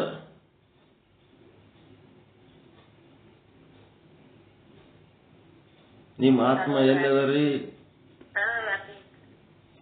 ಎಲ್ಲಿ ಅದ? ಬ್ರಹ್ಮಾಂಡದ ತುಂಬ ಅದ, ಪಿಂಡಾಂಡದ ತುಂಬ ಅದ, ನಿಮ್ ಶರೀರದ ತುಂಬ ಅದ. ಪರಿಪೂರ್ಣವಾದ ವಸ್ತು ಕರಕಮಲದಲ್ಲಿ ಇರಲಿಕ್ಕಾಗಿ ಅದನ್ನು ಬಿಟ್ಟು ಮತ್ತೊಂದು ಯಾವುದೋ ಒಂದು ವಸ್ತುವನ್ನ ದೇವರು ಅಂತೇಳಿ ನೀವೇನ್ ಮಾಡ್ಲಕತ್ತೀರಿ? ಪೂಜೆ ಮಾಡ್ಲಕತ್ತೀರಿ. ಅಗಲಿಸಿ ಅಂತಂದ್ರೆ ಅದನ್ನು ಬಿಟ್ಟು ಅದನ್ನ ದೂರ ಇಟ್ಬಿಟ್ಟಿರಿ. ನಿಮ್ಮ ಶರೀರನೇ ಕರಕಮಲ ಅನ್ನೋದು ಬುದ್ಧಿ ಬರಲ್ದು. ಅದರೊಳಗಿರುವ ಆತ್ಮ ಚೈತನ್ಯನೇ ಆ ಸಚ್ಚಿದಾನಂದ ಅಂತೇಳಿ ಅನುಭವಕ್ಕೆ ಬರಲ್ದು. ಅದನ್ನ ದೂರ ಇಟ್ಟಿರಿ, ಅದನ್ನ ಅಗಲಿಸಿಟ್ಟಿರಿ. ಮತ್ತಿನ್ಯಾವುದೋ ವಸ್ತುವನ್ನ ತಗೊಂಡು ನೀವು ದೇವರಂತೇಳಿ ಪೂಜೆ ಮಾಡ್ಲಕತ್ತೀರಿ. ಪರಿಪೂರ್ಣವಾದ ವಸ್ತು ಕರಕಮಲದಲ್ಲಿ ಇರಲಿಕ್ಕಾಗಿ ಅಗಲಿಸಿ ಅಂದ್ರೆ ಅದಕ್ಕೆ ದೂರ ಮಾಡಿ, ದೂರಕ್ಕಿಕ್ಕಿ ನಿಮ್ಮಿಂದ ಭಿನ್ನ ಮಾಡಿ, ಎಲ್ಲೋ ಒಂದ್ ಕಡೆ ಅದಕ್ಕೆ ಕೇರ್ಲೆಸ್ ಮಾಡಿ, ಎವೆದೆರ ಮಾಡಿ ಖಂಡಿಸಿ ಕಂಡೇನೆಂಬ ಧ್ಯಾನ ಮೌನವಬೇಕು. ಈ ಧ್ಯಾನ ಮೌನ ಇದು ಎದಕ್ ಬೇಕಾಗ್ಯದ? ನಿಮ್ಮೊಳಗಿರುವಂತ ಚೈತನ್ಯವನ್ನ ನೀವು ಅರಿಯುವುದನ್ನ ಬಿಟ್ಟು ಮತ್ತೆ ಕೈಯಾಗಿ ಇಟ್ಕೊಂಡು ಪೂಜೆ ಮಾಡ್ತಿರಲ್ಲ, ಅದರ ಅರ್ಥ ಏನು? ಕುರುಹು ಅಷ್ಟೇ, ಅದು ಸಿಂಬಲ್. ಪರಿಪೂರ್ಣವಾದ ವಸ್ತು ಅಂತ ನಿಮ್ ಇಷ್ಟಲಿಂಗಕ್ಕೆ ಅಂತೀರೇನು? ಅದು ಕುರು ಅಷ್ಟೇ. ಪರಿಪೂರ್ಣವಾದ ವಸ್ತು ಅಂತ ಇಷ್ಟಲಿಂಗಕ್ಕೆ ಅನ್ಲಕ್ ಬರಂಗಿಲ್ಲ. ಇಷ್ಟಲಿಂಗ ಅದರ ಕುರು ಸಿಂಬಲ್ ಅಷ್ಟೇ ಹೊರತು ಪರಿಪೂರ್ಣವಾದ ವಸ್ತು ಅಂದ್ರೆ ನಿಮ್ಮೊಳಗಿರುವ ಚೇತನನೇ. ಅದನ್ನ ತಿಳ್ಕೊಂಡವನಿಗೆ ಇವೆಲ್ಲ ಧ್ಯಾನ ಮೌನ ಎದಕ್ ಮಾಡಬೇಕು? ಸರ್ವ ಸಂಪದವನಿಯುವಂತಹ ಸ್ವತಂತ್ರ ಕರ್ತೃವೆನಿಸಿದ ಸಮರ್ಥಿಕೆಯನ್ನುಳ್ಳ ವಸ್ತುವೆಂಬ ಪರಬ್ರಹ್ಮದೊಳಗಿದ್ದು ಅಲ್ಪ ಪದವ ಸಾಧಿಸೇನೆಂದು ಕಾಯವ ದಂಡಿಸಿ ಆತ್ಮನಿಗ್ರಹ ಮಾಡಿ ಬಟ್ಟ ಗತ್ತ ತನುವಂ ಹಣ್ಣೀತಗಹ ನಿಕ್ಕಿ ಕುಳ್ಳಿರ್ದು ಬೇಡಿಕೊಂಬುವ ತಪವು ತಾನೆದಕ್ಕೋ? ಏನದನ? ತಾನೇ ಎಂತವದನ? ಸರ್ವ ಸಂಪದವನ್ನೀವ ಸ್ವತಂತ್ರ ಕರ್ತೃವೆನಿಸುವ ಸಮರ್ಥಿಕೆಯನ್ನುಳ್ಳ ವಸ್ತು ಪರಬ್ರಹ್ಮದೊಳಗಿರ್ದು. ನೋಡ್ರಿ, ಏನೆಲ್ಲ ಮಾಡುವಂತ ಸಮರ್ಥ ಪರಬ್ರಹ್ಮ ತಾನೇ ಆ ಸ್ವರೂಪದ ಇದ್ದು ಅಲ್ಪ ಪದ ನನಗದು ಬೇಕು ಇದು ಬೇಕಂತೇಳಿ ಕೆಲ್ಸಕ್ಕೆ ಬರಲಾರ್ದು ಏನಾರ ಸಿದ್ಧಿಗಳು ಪವಾಡಗಳು, ನನಗ ಸನ್ಯಾಸಿ ಆಗೋದಕ್ಕ ಹೋಗಿ ಆಶ್ರಮ ಸೇರ್ತಾರೆ. ಸನ್ಯಾಸಿ ಆದ್ಮೇಲೆ ಏನ್ ಬಯಸ್ತಾರ ಅವ್ರಂದ್ರ, ನನಗೆ ದೊಡ್ಡ ಮಠ, ದೊಡ್ಡ ಆಶ್ರಮ, ಜಗ್ಗಿ ಭಕ್ತರಿರಂತ ಒಂದು ಆಶ್ರಯ ಬೇಕು ನನಗಂತೇಳಿ ಇಂಥವು ಆಧ್ಯಾತ್ಮ ಸಾಧನೆ ಮಾಡಿ ಸನ್ಯಾಸಿ ಆಗೋದು ಬೇರೆ, ಇವರು ಮಠಾಧೀಶರು ಪೀಠಾಧೀಶರು ಆಗೋರು ಇವರು ಬೇರೆ. ಹಿಂಗಾಗಿ ಇಂಥದೊಂದು ಬೇಡಿಕೆ ಎದಕ್ ಬೇಕಪ್ಪ? ಯಾವ್ದ್ಯಾಕೆ ಮಠ ಸೇರ್ಲಕ್ಕ ಆ ಮಠಕ್ಕೆ ಹೋಗಿ ನಾನು ಅದನ್ನ ಡೆವಲಪ್ ಮಾಡಬೇಕು, ದೊಡ್ಡದು ಮಾಡಬೇಕು ಅನ್ನಂಗಿಲ್ಲ. ದೊಡ್ಡ ಮಠ ಇದ್ದರೆ ನಾನು ಹೋಗಿ ಕುಂದಿರ್ಬೇಕಂತಿರ್ತಾರೆ. ಅವೆಲ್ಲ ಎದಕ್ ಬೇಕು? ಅಲ್ಪ ಪದವಿಯ ಸಾಧಿಸಿಯನೆಂದು ಕಾಯವ ದಂಡಿಸಿ ಆತ್ಮನಿಗ್ರಹ ಮಾಡಿ ಬಟ್ಟ ಗತ್ತ ತನವಂ ನಿಕ್ಕಿ ಏನೋ ಆಗಿನ ಕಾಲದ ಶಬ್ದಗಳು. ಕುಳ್ಳಿರ್ದಿ ಬೇಡಿಕೊಂಬ ತಪವು ತಾನೇ. ಇವಕ್ಕೆಲ್ಲದಕ್ಕೂ ಅರ್ಥ ಸಿಗ್ತದ. ಅವೆಲ್ಲ ಹುಡುಕೋತಾದ್ರೆ ಟೈಮ್ ಬಹಳ ಆಗ್ತದೆ. ಹಿಂಗಾಗಿ ಯಾಕೆ ಬೇಡ್ತೀರಿ? ಎಲ್ಲನೂ ಕೊಡುವಂತ ಇಡೀ ಬ್ರಹ್ಮಾಂಡ ಸೃಷ್ಟಿಕರ್ತ ಪರಮಾತ್ಮನೇ ನಿಮ್ಮ ಸ್ವರೂಪದಲ್ಲಿ ಇದ್ದ ಮೇಲೆ ಇನ್ನೊಂದು ಬೇಡುವ ಗುಣ ಯಾಕ? ನಿಜಗುಣ ಶಿವಯೋಗಿಗಳು ಹೇಳ್ತಾರೆ, ಯಾಚನೆಗಿಂತ ಮಹಾಪಾಪ ಬೇರೊಂದುಂಟೆ ಅಂತ. ಬೇಡುವ ಬುದ್ಧಿ ಏನದಲ್ಲ ಅದು ಮಹಾಪಾಪದ ಕೆಲಸ. ಅದಕ್ಕೆ ಅಂತಕ್ಕಂಥ ಪಾಪದ ಕೆಲಸ ಯಾಕೆ ಮಾಡ್ತೀರಿ? ಎಲ್ಲನೂ ತಾನೇ ಆಗಿದ್ದು ಬೇಡಂತ ಗುಣ ಯಾಕ? ನಾವು ಬೇಡ್ತೀವಿ ಯಾಕಂತಂದ್ರ ಪರಿಪೂರ್ಣತೆ ಇಲ್ಲದಕ್ಕೆ. ನಮ್ಮ ಹತ್ರ ಏನಿಲ್ಲ, ಬೇಕಾದದ ಪರಮಾತ್ಮ ಏನೆಲ್ಲ ಕೊಟ್ಟನ, ನಮಗೇನ್ ಬೇಕು ಕೊಡ್ಲಕ್ಕ ಪರಮಾತ್ಮನಿದ್ದಾನೆ. ನಾನು ಅವ್ರಿವ್ರಿಗೆ ಯಾಕೆ ಬಾಯಿ ತೆರಿಬೇಕು ಅಂತ ಹೇಳಿ ಆ ಒಂದು ಪರಮಾತ್ಮ ಮೇಲೆ ವಿಶ್ವಾಸ ಇಟ್ಟು ಹಾಡಿದಡನ್ನ ಒಡೆಯನ ಹಾಡುವೆ, ಬೇಡಿದಡೆನ್ನ ಒಡೆಯನ ಬೇಡುವೆ. ಆ ಒಡೆಯ ಎಲ್ಲೇನ? ನಿಮ್ಮ ಸ್ವರೂಪದಾಗೆ ಅದನು. ಅವನ ಮೇಲೆ ಹಾಕಿ ಒಪ್ಪಿಸ್ಬಿಡೋದು. ಹಾಡಿದಡೆನ್ನ ಒಡೆಯನ ಹಾಡುವೆ, ಬೇಡಿದಡೆನ್ನ ಒಡೆಯನ ಬೇಡುವೆ, ಒಡೆಯಂಗೊಡಲ ತೋರಿ ಎನ್ನ ಬಡತನವ ಭಿನ್ನವಿಸುವೆ ಅಂತೇಳಿ ಆ ಬೇಡುವ ಗುಣ, ಈ ಲೌಕಿಕ ಜೀವಿಗಳ ಜೊತೆಗೆ ಬೇಡುವ ಗುಣ ಬಿಟ್ಟು ಆ ಪರಮಾತ್ಮನ ಸ್ವರೂಪನೇ ತಾನಾಗಿದ್ದು ಏನಾರೇ ಕೊಡೋದು ತೋಳದಿದ್ರೆ ಅವನ ಸಂಗಟೆ ಇಟ್ಕೋಬೇಕು ಹೊರತು ಈ ರೀತಿ ತಿಳ್ಕೊಂಡು ಇದು ಬೇಕು, ಅದು ಬೇಕು, ಅದು ಆಗ್ಬೇಕು, ಇದು ಆಗ್ಬೇಕಂತೇಳಿ ಸಿದ್ಧಿ ಮಾಡ್ಕೋಬೇಕನ್ನಂತ ತಪಸ್ಸು ಇವೇನು ಮಾಡೋ ಅವಶ್ಯಕತೆನೇ ಇಲ್ಲ ಅಂಥೇಳಿ ನಾವು ಮಾಡುವ ಇದರೊಳಗೆ ಏನು ಒಂದು ಪಟ್ಟಿ ಕೊಟ್ಟಾರಂತಂದ್ರ ಆಧ್ಯಾತ್ಮ ಸಾಧನೆಯ ಹೆಸರಿನಲ್ಲಿ ನಾವು ಮಾಡುವ ಕೆಲಸಕ್ಕೆ ಬಾರದ ಕೆಲಸಗಳು ಏನೇನದವ ಅವೆಲ್ಲ ಇದ್ರಾಗ ಲೀಸ್ಟ್ ಮಾಡಿ ಇಟ್ಬಿಟ್ಟಾರ ಚನ್ನಬಸವಣ್ಣವ್ರು. ಅನಿಸ್ತದಿಲ್ಲ ಹಂಗ? ಏನಾಗಬೇಕಾಗ್ಯದ? ಪರಮಾತ್ಮನನ್ನು ಅರಿಯುವುದು, ಪರಮಾತ್ಮನತ್ತ ಹರಿಯುವುದು, ಪರಮಾತ್ಮನಲ್ಲಿ ಬೆರೆಯುವುದು, ಪರಮಾತ್ಮ ಸ್ವರೂಪವೇ ತಾನಾಗಿ ತನ್ನ ನಾಮ ರೂಪಾದಿಗಳನ್ನು ಮರೆಯುವುದು. ಈ ರೀತಿ ಮಾಡುವಂಥವನಿಗೆ ಇವೆಲ್ಲ ಸಾಧನೆಗಳು ಏನು ಮಾಡಬೇಕಾಗಿಲ್ಲ. ಇದರ ಚಿಂತನ ಇಲ್ಲಿಗೆ ನಿಂದಿರಿಸಿ ಮತ್ತೆ ಉಳಿದದ್ದು ಕಂಟಿನ್ಯೂ ಮಾಡೋಣ. ಇದ್ರ ಇನ್ನ 4 ಪಟ್ಟದ ವಚನ ಭಾಳ ಹೊಡೆದದು.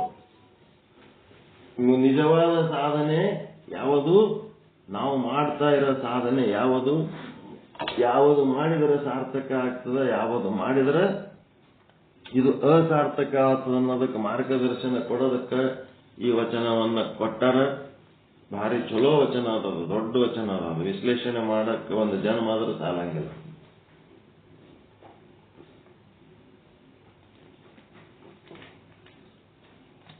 ಒಂದು ವಿಚಾರ ಸಾಗರಕ್ಕೆ ಹೋಗೋಣ.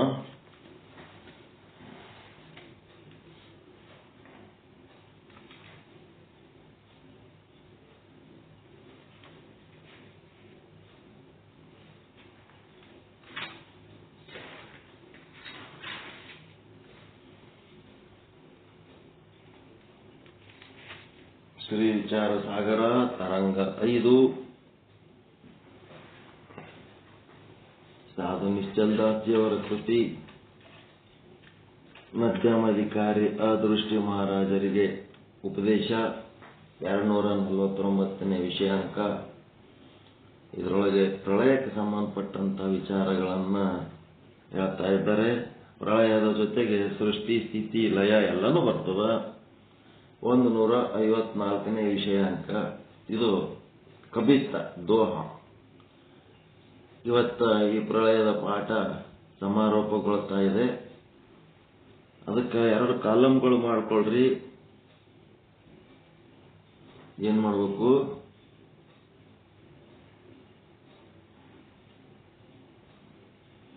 ಏನ್ ಮಾಡ್ಕೊಳ್ಳೋದು ಬೇಡ, ಸುಮ್ ಕೇಳ್ಕೊತ ಹೋಗ್ಬಿಟ್ರಿ ಸಾಕು. ಎಲ್ಲಿ ಬರ್ಕೊತ್ ಕುಂದಿರ್ತೀರಿ? ಎಲ್ಲ ಅರ್ಥ ಆಗ್ಯದ ನಿಮಗೆ?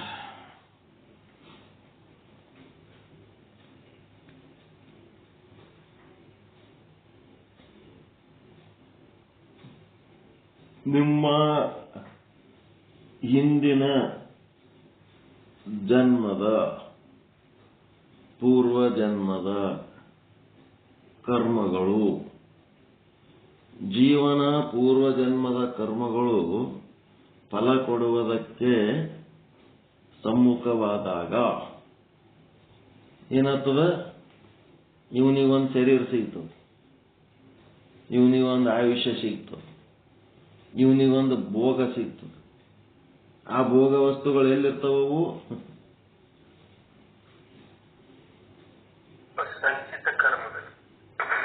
ಭೋಗ ವಸ್ತುಗಳು ಎಲ್ಲಿರ್ತಾವ? ಸೃಷ್ಟಿಯೊಳಗೆ ಬರ್ತಾವ. ಬ್ರಹ್ಮಾಂಡದಾಗ ಸೃಷ್ಟಿ ಆತಾವ.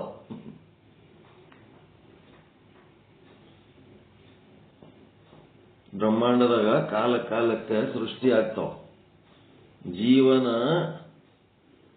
ಕರ್ಮ ಫಲ ಕೊಡುವುದಕ್ಕೆ ಯಾವಾಗ ಅವು ಸಮ್ಮುಖ ಆಗ್ತವೋ ಆವಾಗ ಅವನಿಗೊಂದು ಜನ್ಮ ಅಂತ ಬರ್ತದ. ಆ ಜನ್ಮಕ್ಕ ಒಂದು ದೇಹ, 84 ಲಕ್ಷ ಜೀವರಾಶಿಗಳ ಪೈಕಿ ಒಂದು ದೇಹ. ಆ ಒಂದು ದೇಹದ ಜೊತೆಗೆ ಒಂದು ಆಯುಷ್ಯ ಅಂತ ಇರ್ತದ, ಅದಕ್ಕೊಂದು ಪಿರಿಯಡ್ ಇರ್ತದ. ಮತ್ತ ಆ ಆಯುಷ್ಯದಲ್ಲಿ ಆತ ಏನೇನು ಭೋಗಿಸಬೇಕು ಅನ್ನಂತ ಆ ಸಂಬಂಧಗಳು ಮತ್ತು ಸಂಪತ್ತುಗಳು ಅಂತ ಏನಿರ್ತಾವಲ್ಲ ಅವೆಲ್ಲ ಈ ಬ್ರಹ್ಮಾಂಡದಾಗ ಸೃಷ್ಟಿ ಆಗ್ತಾವ. ಈಗೊಂದು ಕೂಸು ಹುಟ್ಟ್ಯದ ಅಂತಂದ್ರ ಅದು ಹುಟ್ಟಿದ ಕೂಡ್ಲೇನೆ ಅಳ್ಳಕತ್ತಿ ಬಿಡ್ತದ. ಅಳಬೇಕಾದ್ರ ಅದಕ್ಕೆ ಉಸಿರಾಡಿಸ್ಬೇಕಾದ್ರ ಅದರ ಉಸಿರಿನ ಗಾಳಿ ಈ ಬ್ರಹ್ಮಾಂಡದಾಗ ಎಷ್ಟು ಉಸಿರಾಡಿಸ್ಬೇಕು ಅಂತ ಉಸಿರಾಟದ ಗಾಳಿ.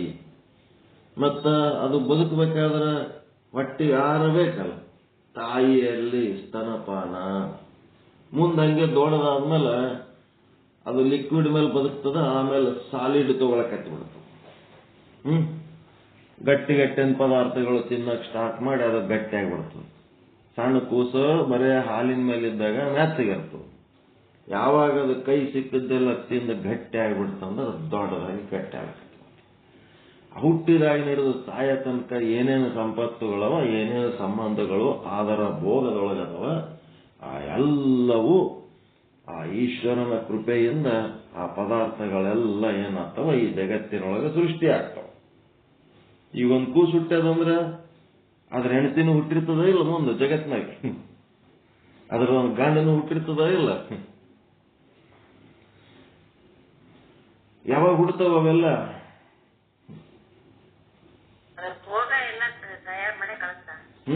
ಯಾವಾಗ ಹುಡ್ತಾವವು? ಕರ್ಮಗಳು ಫಲ ಕೊಡುವುದಕ್ಕೆ ಸಮ್ಮುಖವಾದ. ಆ ಜೀವ ಹುಟ್ಟಿ ಬರೋದಕ್ಕ ಜನ್ಮ ಅಂತಾರ. ಮತ್ತ ಅದ್ರ ಭೋಗಗಳ ರಾಶಿಗಳು ಈ ಜಗತ್ತಿನೊಳಗೆ ಸೃಷ್ಟಿ ಆಗ್ತವ, ಅದಕ್ಕೆ ಸೃಷ್ಟಿ ಅಂತಾರ. ಮುಂದೇನಾಗ್ತದ? ಆ ಫಲ ಕೊಡುವುದರಲ್ಲಿ ಆ ಒಂದು ಕರ್ಮಗಳು ನಿರತವಾಗಿರುವಾಗ ಹುಟ್ಟಿನಿಂದ ಸಾಯುವ ತನಕ ಕರ್ಮಗಳು ಫಲ ಕೊಡ್ತಿರ್ತಾವ. ಪ್ರತಿ ಕ್ಷಣನೂ ಆ ಕರ್ಮಗಳು ಫಲ ಕೊಡ್ತಾವ. ಮತ್ತೆ ಪ್ರತಿ ಅವಸ್ಥೆಗಳು, ಜಾಗ್ರ, ಸ್ವಪ್ನ, ಸುಷುಪ್ತಿಗಳು ಫಲ ಕೊಡ್ತಿರ್ತಾವ. ಅವು ಸೂಕ್ಷ್ಮ ಶರೀರದೊಳಗಿರ್ತಾವ. ಮತ್ತೆ ಕಾರಣ ಶರೀರದೊಳಗ ತುರ್ಯಾವಸ್ಥೆ, ತುರ್ಯಾತೀತಾವಸ್ಥೆ, ತುರ್ಯಾತೀತೋತ್ತರ ಅವಸ್ಥೆ ಫಲಗಳು ಕೊಡ್ತಿರ್ತಾವ. ಹೀಗೆಲ್ಲ ಇದು ಜೀವನ ನಡೆದಿರ್ತದ. ಫಲ ಕೊಡ್ತಾವ, ಆ ಕರ್ಮಗಳು ನಾಶ ಆಗ್ತಾವ. ಪ್ರತಿ ಕ್ಷಣನೂ ಫಲ ಕೊಡ್ತಾವ, ಆ ಕರ್ಮಗಳು ನಾಶ ಆಗಿ ಹೋಗ್ತಿರ್ತಾವ. ಈ ಹುಟ್ಟಿನಿಂದ ಸಾಯುವ ತನಕ ನಾವೇನು ಅನುಭವಿಸ್ತೀವಿ ಆ ಕರ್ಮಗಳಿಗೆ ಪ್ರಾರಬ್ಧ ಕರ್ಮ ಅಂತಾರ. ಆ ಪ್ರಾರಬ್ಧ ಕರ್ಮಾನುಸಾರವಾಗಿ ಈ ಜೀವನ ನಡೆದಿರ್ತದೆ. ಬೆಳಿಗ್ಗೆ, ಮಧ್ಯಾಹ್ನ, ಸಾಯಂಕಾಲ, ಜಾಗ್ರ, ಸ್ವಪ್ನ, ಸುಷುಪ್ತಿ ಇದೇ ರೀತಿ ನಡೆದಿರ್ತದೆ. ಯಾವಾಗ ಆ ಜನ್ಮಕ್ಕ ಸಂಬಂಧಪಟ್ಟಂತ ಕರ್ಮಗಳ ಫಲಭೋಗ ಸಂಪೂರ್ಣ ಮುಕ್ತಾಯ ಆಗ್ತದ, ಅವಾಗ ಏನಾಗ್ತದ? ಆ ಜೀವಿದೆಲ್ಲ ಭೋಗ ಮುಗಿದ್ಮೇಲೆ ಅವಾಗ ಏನಾಗ್ತದೆ? ಕೊನೆಯ ಉಸಿರು ಎಳೆದ ಅಂತಾರೆ. ಹೌದಲ್ರಿ? ಅವನು ಭೋಗದೊಳಗಿಂದು ಕೊನೆಯ ಉಸಿರು ಮುಗಿತಪ್ಪ. ಅದೇನು ದೊಡ್ಡ ಸೀರಿಯಸ್ ಮ್ಯಾಟರ್ ಏನು?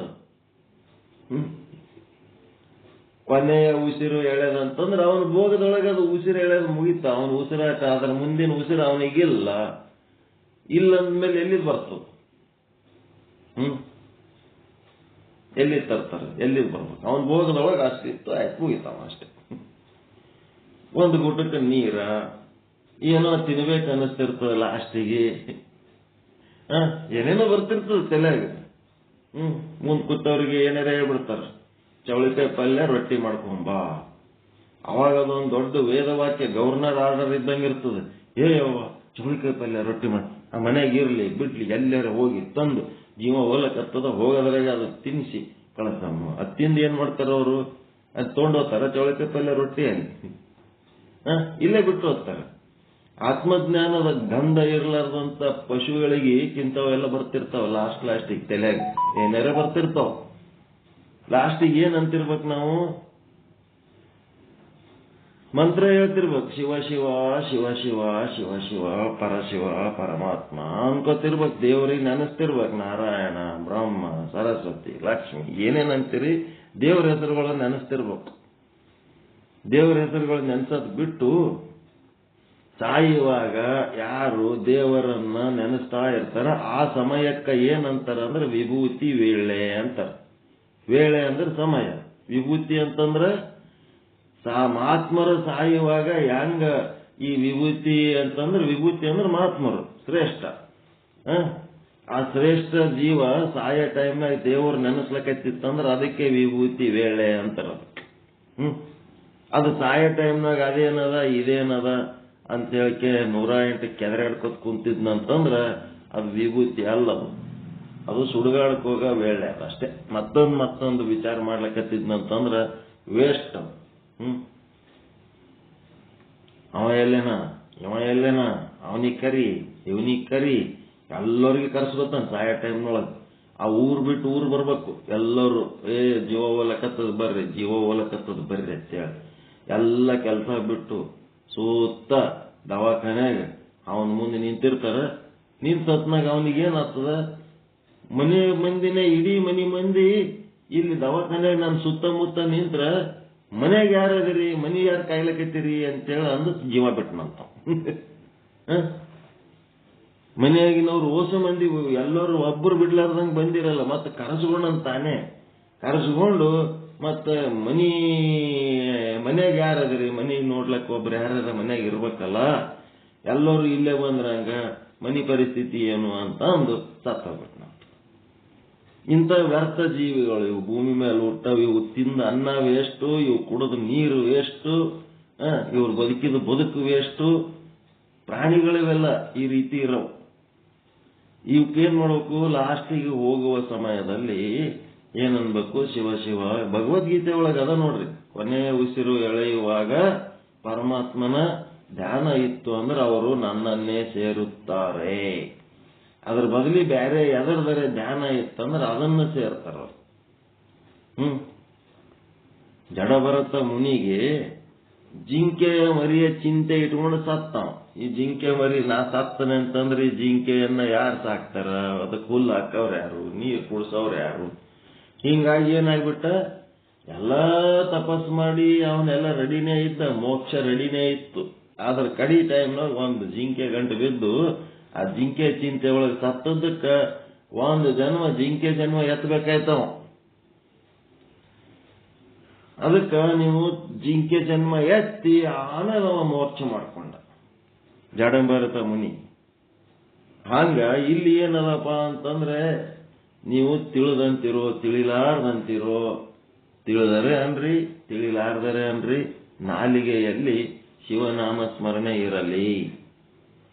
ಈಗ ಬೆಂಕಿ ತಿಳಿದು ಮುಟ್ಟಿದ್ರು ಸುಡುತ್ತದ, ನನಗೆ ತಿಳಿಲಾರದೆ ಮುಟ್ಟಿನಿ ಅಂತಂದ್ರೆ ಅದು ಸುಡೋದ್ ಬಿಡ್ತದೇನ್ರಿ? ಕೋರ್ಟ್ನಾಗ ಹೋಗಿ ನನಗೆ ತಿಳಿಲಾರದೆ ಇಂಥದ್ದು ಮಾಡೀನಿ ಅಂತಂದ್ರೆ ಸುಮ್ಬಿಡ್ತಾರೆ ಕೋರ್ಟ್ನವ್ರು. ತಿಳಿಲಾರದೆ ಮುಟ್ಟಿನಿ ಅಂತಂದ್ರೂ ಶಿಕ್ಷೆ ಅದಪ್ಪ, ತಿಳಿದು ಮುಟ್ಟಿದ್ರು ಶಿಕ್ಷೆ ಅದ. No excuse for innocence. ಇನ್ನೋಸೆನ್ಸಿಗೆ ಎಕ್ಸ್ಕ್ಯೂಸ್ ಇಲ್ಲ. ದೇಶಾದ್ಯಂತ ಗಲಾಟೆ ಮಾಡಿ ಜಗಳ ಮಾಡಿ ಗದ್ಲ ಮಾಡ್ತಾರೆ, ಕಲ್ಲು ತಗೊಂಡು ಹೊಡೆದಾಡಿ ಏನೇನೋ ಮಾಡ್ತಾರೆ. ಲಾಸ್ಟಿಗೆ ಅಯ್ಯೋ ಚೋಡ್ದೇವ್ ಸಾಬ್ ಬಚ್ಚೆ ಪಾಗಲ್ಲ ಅಂತ, ಹುಡುಗ ಹುಚ್ಚದ ಬಿಟ್ಬಿಡ್ರಿ ಸಾಬ್ ಅಂತ ಹೇಳಿ ಹೇಳಕ್ ಒಂದು ದೊಡ್ಡ ಸಮುದಾಯದ ಜನನೇ ಬರ್ತಾರ. ಹುಡುಗ ಹುಚ್ಚದನ್ನಂತ ಹಂಗೆ ಮಾಡ್ಯಾನವ ಗೊತ್ತಾಗಿಲ್ಲ, ಪಾಗಲ್ಲಿದ್ರೆ ಮತ್ತ ಅಲ್ಲಿ ಆಗಿದ್ದ ನಷ್ಟಕ್ಕೆ ಯಾರು ಹೊಣೆ? ಹಿಂಗಾಗಿ ನಾವು ಇನ್ನೋಸೆಂಟ್ ಇದ್ರೇನು, ನಮಗೆ ನಾಲೆಜ್ ಇದ್ರೇನು, ಏನ್ ಮಾಡಿದ್ರು ಶಿಕ್ಷೆಗೆ ಏನು ಕನ್ಸೆಷನ್ ಇರಂಗಿಲ್ಲ. ಹಿಂಗಾಗಿ ಏನಾಯ್ತು, ಏನ್ ಮಾಡ್ಬೇಕು? ಏನ್ ಹೇಳಕತ್ತಿದ್ದೆ? ಓಂ ನಮ, ಕೊನೆಯ ಉಸಿರಿನಲ್ಲಿ ನಮ ಶಿವಾಯ ನಮ ಶಿವಾಯ ಅನ್ಕೋತಿರ್ಬೇಕು. ಆ ನಮ ಶಿವಾಯ ಅನ್ಕೋತ ನಾವು ಪ್ರಾಣ ಬಿಟ್ಟೇವಂದ್ರ ಶಿವನ ಪಾದ ಸೇರೋದ್ರಾಗ ಏನು ಡೌಟ್ ಇಲ್ಲ. ಈ ಸಾಲಿ ಕಲೆ ಹುಡುಗ ನಾವೊಮ್ಮೆ ಪರೀಕ್ಷೆದಾಗ ಬರಿತೀನಿ ಅಂತ ಓದೋದಿಲ್ಲ, ಇಡೀ ಒಂದು ವರ್ಷ ಓದಲಿಲ್ಲ ಬರೀಲಿಲ್ಲ, ಒಮ್ಮೆ ಪರೀಕ್ಷೆದಾಗ ನೆನಪು ಮಾಡಿಕೊಂಡು ಬರಿತೀನಿ ಅಂದ್ರೆ ಅದ ಹೆಂಗ್ ನೆನಪು ಬರ್ತದ? ಇಡೀ ಒಂದು ವರ್ಷ ಓದಿ ರೂಢಿ ಮಾಡ್ಕೊಂಡಿದ್ರೆ ಪರೀಕ್ಷೆದಾಗ ಅವು ವಿಷಯಗಳು ನೆನಪು ಬರ್ತವ. ಅವ ಅದೇನು ಶಿವ ಅನ್ನೋದು ಲಾಸ್ಟ್ ಉಸಿರೆಳಗೆ ಅನ್ಬೇಕಾಗುದಿಲ್ಲ ಅಂದ್ರೆ ಆಯ್ತು ಬಿಡು, ಅದು ಅನ್ನೋದ್ರ ಸಲುವಾಗಿ ಇಷ್ಟ್ಯಾಕೆ ಇಡೀ ಆಯುಷ್ಯ ಪೂಜೆ ಮಾಡ್ಕೊಂಡು ಶಿವ ಶಿವ ಅನ್ಕೋತಿರ್ಬೇಕು, ಲಾಸ್ಟಿಗೆ ಒಮ್ಮೆ ಅಂದ್ರೆ ಆಯ್ತು ಬಿಡು ಅಂತೇಳಿ ಅವನೇನ್ ಮಾಡ್ತಾನ, ಲಾಸ್ಟಿಗೆ ಪರೀಕ್ಷೆದಾಗ ಬರೀತೀನಿ ಹೇಳು, ಇಡೀ ವರ್ಷ ಓದ್ಬೇಕು ಯಾಕ ಅಂತ ಅಂದಂಗ ಅದರ ಅರ್ಥ. ಹಂಗ ಓದ್ಲಾರ್ದೆ ಲಾಸ್ಟಿಗೆ ಪರೀಕ್ಷೆದಾಗ ಬರೀತೀನಿ ಅಂದ್ರೆ ಬರ್ತದೇನದು ಬರಿಲಕ್ಕ. ಅದೇ ರೀತಿ ನಾವು ಇಡೀ ಆಯುಷ್ಯ ಶಿವನನ್ನ ನೆನೆಲಾರ್ದೆ ಒಮ್ಮೆ ಕೊನೆ ಉಸಿರಿನಲ್ಲಿ ನಾನು ಶಿವನನ್ನ ನೆನೆಸ್ತೀನಿ ಅಂತಂದ್ರೆ ಅದು ಬರಂಗಿಲ್ಲ. ಅದಕ್ಕ ಶಿವನ ಕಾರುಣ್ಯ ಪಡ್ಕೊಳ್ಳೋದು ಎಷ್ಟು ಸರಳ ಅದ ಅಂತಂದ್ರೆ, ಅವ ಕರುಣಿಸಲಕ್ಕೆ ತಯಾರದನ್ನ, ಅದನ್ನು ಪಡ್ಕೊಳ್ಳಕ್ ನಮಗ ಆಗ್ತಾ ಇಲ್ಲ. ಅವನ ಕರುಣೆ ತಯಾರದ ಬರೋದಕ್ಕ, ಅದನ್ನು ಪಡ್ಕೊಳ್ಳಕ್ ನಮಗಾಗ್ತಾ ಇಲ್ಲ. ಎಂತ ವಿಚಿತ್ರದ ಇದು. ಒಬ್ಬ ವೇಶ್ಯಾವಾಟಿಕೆ ಮನುಷ್ಯ, ಅವನ ವೇಶ್ಯ ಹೆಸರು ಏನಿತ್ತು ಅಂತಂದ್ರೆ ಶಿವೆ ಅಂತಿತ್ತು. ಶಿವೆ. ಆ ಶಿವೆ ಆಕಿಗೆ ಒಂದು ಹೂವ ಕೊಡಬೇಕು ಅಂತೇಳಿ ಒಂದು ಎಲ್ಲೋ ಅಪರೂಪದ ಒಂದು ಹೂವ ಸಿಕ್ಕಿರ್ತದ, ಅದನ್ನು ಕೊಡಬೇಕು ಅಂತ ಅವ ಓಡೋಡಿ ಬರ್ತಿರ್ತಾನ. ದಾರ್ಯಾಗ ಮಳೆ ಬರ್ತದ, ಪ್ರವಾಹ ಬರ್ತದ, ಅದು ಏನಾಗ್ಬಿಡ್ತದ, ನೀರಾಗ ಹರ್ಕೊಂಡು ಹೋಗ್ಬಿಡ್ತಾನ. ಅನಿವಾರ್ಯವಾಗಿ ಕೈಯಾಗಿಂದು ಹೂವ ಬಿಡಬೇಕಾಯ್ತು, ಅದು ಹೂವನು ಪ್ರವಾಹದಾಗ ಹರಿದು ಹೋಗ್ಬಿಡ್ತದ. ಹರಿದು ಹೋಗೋ ಟೈಮ್ನೊಳಗ ಅವ ಏನಂತಾನ, ಶಿವೇ ಈ ಒಂದು ಕುಸುಮ ನಿನಗೆ ಸಮರ್ಪಣೆಯಾಗಲಿ ಅಂತ ಹೇಳಿ ಪ್ರಾಣ ಬಿಟ್ಟುಬಿಡ್ತಾನ. ಅವನು ಇಡೀ ಆಯುಷ್ಯ ವೇಶ್ಯಾವಾಟಿಕೆ ಮಾಡಿದವ. ಅಂತವನಿಗೆ ಅವನ ಜೀವ ಒಯ್ಯೋದಕ್ಕ ಯಾರು ಬಂದ್ರು? ಯಮದೂತರು ಬರ್ಬೇಕ, ಶಿವದೂತರು ಬರ್ಬೇಕ? ಕೆಟ್ಟ ಮನುಷ್ಯ ಅಂದ್ರು, ಪಾಪಿದ ಒಯ್ಲಕ್ಕ ಯಮದೂತರು ಬರ್ಬೇಕಲ್ಲ, ಅದ್ರ ಬದಲಿ ಶಿವದೂತರು ಬಂದ್ಬಿಟ್ರು. ಯಾಕ ಅಂತಂದ್ರ ಅವ ಸಾಯೋ ಟೈಮ್ನಾಗ ಶಿವನನ್ನ ನೆನೆಸನ, ಅದಕ್ಕೆ ನಾವು ಅವನು ಜೀವ ನಮಗ ಸೇರ್ಬೇಕಾಗಿತ್ತು ಅಂತ. ಅಂದ್ರ ಶಿವನ ಕರುಣೆ ಎಷ್ಟು ಸರಳದ ಅಂತಂದ್ರ, ನೀವು ಶಿವನನ್ನ ನಿಮ್ಮ ಮನಸ್ಸಿನಾಗ ಇಲ್ಲಂದ್ರೂ ಸಹಿತ ಸುಮ್ಮ ಬಾಯಿಲೆ ಶಿವ ಅಂದ್ರೂ ಸಹಿತ ಅಲ್ಲಿ ನಿಮಗ ಅವನ ಕರುಣೆ ಸಿಗ್ಲಕ್ ಸಾಧ್ಯ ಅದ. ಅಷ್ಟು ಸರಳದ ಅವನ ಕರುಣೆ ಅನ್ನೋದು, ಅದನ್ನು ಪಡ್ಕೊಳಕ್ ತಯಾರಿಲ್ಲ. ಮತ್ತೇನ್ ಮಾಡ್ತೀವಿ? ಇಡೀ ಆಯುಷ್ಯ ಶಿವನನ್ನ ನೆನೆಸ್ಕೋತ ಹೋಗೋದ್ರ ಬದಲಿ ಯಾರ್ಯಾರನ್ನೋ ಏನೇನೋ ನೆನೆಸ್ಕೋತಾ ಏನೇನೋ ವಿಚಾರ ಮಾಡ್ಕೋತಾ ಹೋಗ್ತೀವಿ. ಪ್ರಳಯ ಕಾಲ ಅನ್ನೋದು ಬಹಳ ಮುಖ್ಯ ಅದ. ಯಾವ ಕಾಲ ಪ್ರಳಯ ಆಗ್ತದ ಗೊತ್ತಿಲ್ಲ. ಈಗ ನಾವು ಕೊನೆಯ ಉಸಿರಿನಲ್ಲಿ ಶಿವನನ್ನು ನೆನೆಸ್ತೀವಿ ಅಂತಂದ್ರ ಯಾವ ಉಸಿರು ಕೊನೆಯ ಉಸಿರಾಗ್ತದ ಯಾರಿಗ ಗೊತ್ತದ? ಈ ಉಸಿರೇ ಕೊನೆಯ ಉಸಿರಾಗ್ಬೋದು. ಈ ಉಸಿರಿನಲ್ಲಿ ನಾವು ಶಿವ ಅನ್ಲಿಲ್ಲ ಅಂದ್ರೆ ಇನ್ನೊಂದು ಉಸಿರು ನಮಗ ಆದ ಅಂತ ಏನ್ ಗ್ಯಾರಂಟಿ? ಶ್ವರ ಅಂದ್ರೆ ಏನು? ಶ್ವರ ಅಂತಂದ್ರ ನೆಕ್ಸ್ಟ್ ಮೂಮೆಂಟ್, ಮುಂದಿನ ಕ್ಷಣ. ಮುಂದಿನ ಕ್ಷಣ ನಮ್ಮ ಪಾಲಿಗೆ ಆದ ಅಂತ ಏನಾರ ಗ್ಯಾರಂಟಿ ಅದನ್ರಿ ಯಾರಿಗಾರ?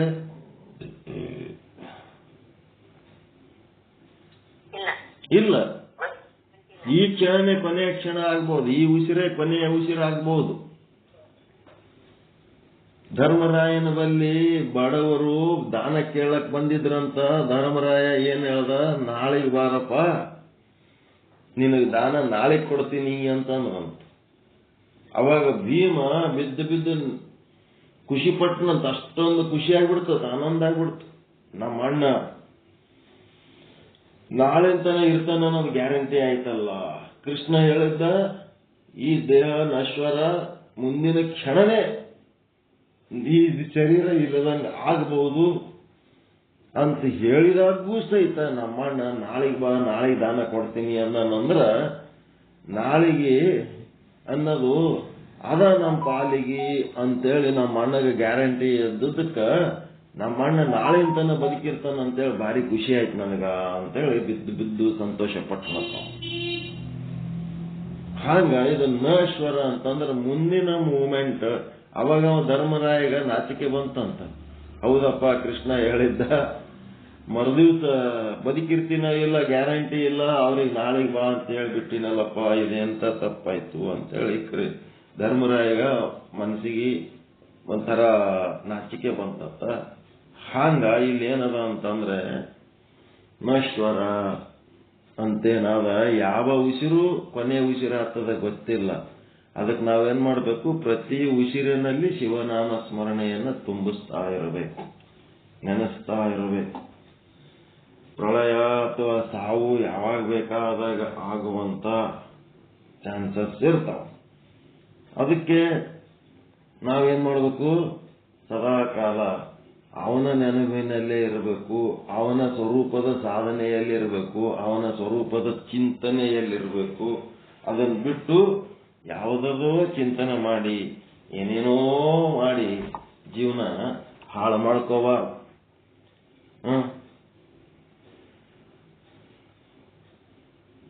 ಏನೆಲ್ಲ ಆದರೂ ಸಹಿತ ತಮ್ಮ ಚಿಂತನದಲ್ಲೇ ತಾವಿದ್ದು ಸಂತೋಷ ಪಡಂತ ಜೀವರುಗಳು ಸಾಕಷ್ಟು ಉದಾಹರಣೆಗಳದಾವ. ಕಬೀರದಾಸ್ ಬಡವರು, ಕಬೀರದಾಸ್ ನೇಕಾರರು, ಬಡವರು.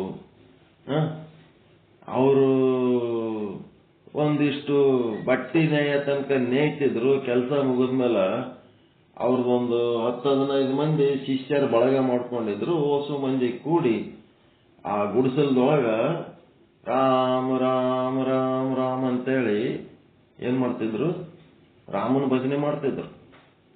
ಯಾವಾಗಲೂ ರಾಮನ ಭಜನೆ, ಫ್ರೀ ಇದ್ದಾಗೆಲ್ಲ ರಾಮನ ಭಜನೆನೇ ರಾಮನ ಭಜನೆ. ಆ ಗುಡಿಸಲ್ದಾಗ, ಆ ಗುಡಿಸಲು ಬಾಗ್ಲಾಗ ಏನಿತ್ತು, ಒಂದ್ ದೊಡ್ಡ ಬಂಗ್ಲಾ ಇತ್ತು. ಆ ಬಂಗ್ಲಾ ಎಲ್ಲ ಹೆಂಗಿತ್ತಂದ್ರ ಶ್ರೀಗಂಧದ ಕಟ್ಟಿಗೆಲಿಂತ ಒಳಗೆಲ್ಲ ಶೃಂಗಾರ ಮಾಡಿದ್ರು. ಸಾಗವಾನಿ ಕಟ್ಟಿಗೆ, ಶ್ರೀಗಂಧದ ಕಟ್ಟಿಗೆಲಿಂತ ಸಿಕ್ಕಾಪಟ್ಟೆ ಕಾಸ್ಟ್ಲಿ ಬಿಲ್ಡಿಂಗ್. ಅದು ಒಬ್ಬ ವೇಶ್ಯೆ ಬಿಲ್ಡಿಂಗ್ ಇತ್ತು. ಅಕ್ಕಿ ಬಲ್ಲಿ ಎಲ್ಲರೂ ತಂದು ರೊಕ್ಕ ಸುರುತ್ತಿದ್ರು, ಮತ್ತೆ ಅಕ್ಕಿ ಚಲೋ ಬಿಲ್ಡಿಂಗ್ ಕಟ್ಕೊಂಡಿದ್ರು. ಆಕಿ ಬಿಲ್ಡಿಂಗಿಗೆ ಬರೋರು ಒಂದಿಷ್ಟು ಮಂದಿ ಏನಂದ್ರು, ಇಂಥ ಒಂದು ಭವ್ಯ ಬಿಲ್ಡಿಂಗ್ ಕಟ್ಟಿದಿ, ಎಲ್ಲ ಚಂದ ಅದ ಖರೆ, ಆದ್ರ ಇದೇನು ಬಾಗ್ಲಾಗ ಸ್ಲಮ್ ಗುಡಿಸಲು ಅದು ಸ್ಲಮ್ ಇದ್ರೆ ಇರಲಕ್ಕ ಸುಮ್ಮನೆ ಇರ್ತಾವ. ಕಂಟಿನ್ಯೂ ರಾಮ್ ರಾಮ್ ರಾಮ್ ರಾಮ್ ಭಜನೆ ಮಾಡ್ಕೋತ ಕೂತಾವ. ಅವು ಹಿಂಗ್ ಒದರ್ಕೋತಿದ್ರ ಇಲ್ಲಿ ನಿಮ್ಮ ಹತ್ರ ಬರೋದು, ನಾವು ಸ್ವಲ್ಪ ಹೊತ್ತ ರೆಸ್ಟ್ ಮಾಡಿ ಹೋಗ್ಬೇಕಂತ ಬರ್ತೀವಿ, ಇವ್ರ ಭಜನೆಲಿಂತ ನಮ್ಗೆ ಎಷ್ಟು ಡಿಸ್ಟರ್ಬ್ ಆಗ್ತದ ಗೊತ್ತೇನು ಅಂತ ಅವರು ವಿಟ ಪುರುಷರು ಅಂದ್ರಕಿ. ಅವಾಗ ಅಕ್ಕಿ ಏನಂದ್ರು, ನೀವೇನಪ್ಪ ಯಾವಾಗೋ ಒಂದು ಸಾರಿ ಬಂದು ಓದ್ತೀರಿ, ಒಂದ್ ತಾಸು ಇದ್ದು ಹೋಗೋರು ನೀವು. ನಾ 24 ತಾಸು ಇದೇ ಮನೆಯಾಗ ಇರ್ತೀನಲ್ಲ, ಮತ್ತ ನನ್ನ ಪರಿಸ್ಥಿತಿ ಏನಿರ್ಬೇಕು ಲೆಕ್ಕ ಹಾಕ್ರಿ ಅಂದ್ಬಿಡ್ತಾವ ಆಕಿ. 24 ತಾಸು ರಾಮನ ಭಜನೆ ಕೇಳ್ಬೇಕಲ್ಲ ನಾನು, ನಂದೇನಿದೆ ಹಣೆ ಬರ ಅಂತಳಕ್ಕೆ. 24 ತಾಸು ಭಜನೆ ಕೇಳ್ಕೊತಿರೋದು ನಂದು ಸಮಸ್ಯೆ ಕೇಳ್ರಿ, ನಿಮ್ದೇನು ಯಾವಾಗ ಒಂದ್ ತಾಸು ಬರ್ತೀರಿ ಓದ್ತೀರಿ, ನಿಮ್ಗೇನಾಗಲ್ಲ, ನಂದು ಕಷ್ಟ. ಅದಕ್ಕೆ ಇದಕ್ಕೊಂದು ಏನಾರ ಪರಿಹಾರ ಮಾಡಬೇಕಲ್ಲ. ಏನ್ ಪರಿಹಾರ ಮಾಡಬೇಕು ಅಂದ್ರ ಏನಿಲ್ಲ, ಕೆರೋಸಿನ್ ತಂದು ಬಿಡಮು, ಗುಡಿಸಲಿಗೆ ಉಗ್ಗಿ ಬೆಂಕಿ ಹಚ್ಚಿಬಿಡಮ ಅಂತ ಡಿಸೈಡ್ ಮಾಡಿಬಿಡ್ತಾರ. ಗುಡಿಸಲಿಗೆ ಹಾಕಿ ಬೆಂಕಿ ಹಚ್ಚಿಬಿಡ್ತಾರ. ಅವಾಗ ಅವರು ಹೊರಗೆ ಬಂದ್ರು, ಎಲ್ಲರೂ ಜಪ ತಪ ಒಳಗೇನ್ ತಪಸ್ ಮಾಡೋರು ಬಂದ್ ಏನ್ ಮಾಡಿದ್ರು, ಅವರು ಗುಡಿಸಲು ದಗದಾಗ ಹತ್ತಿ ಉರೇದ್ ನೋಡಿ ಅವ್ರೇನ್ ಗಾಬರಿ ಆದ್ರ ಏನ್ ಮಾಡಿದ್ರ, ಒಂದ್ ನಿಮಿಷ ಕಸದ ಬಕೆಟ್ ಕೊಟ್ಟು ಬರ್ತೀನಿ, ಒಂದೇ ನಿಮಿಷ.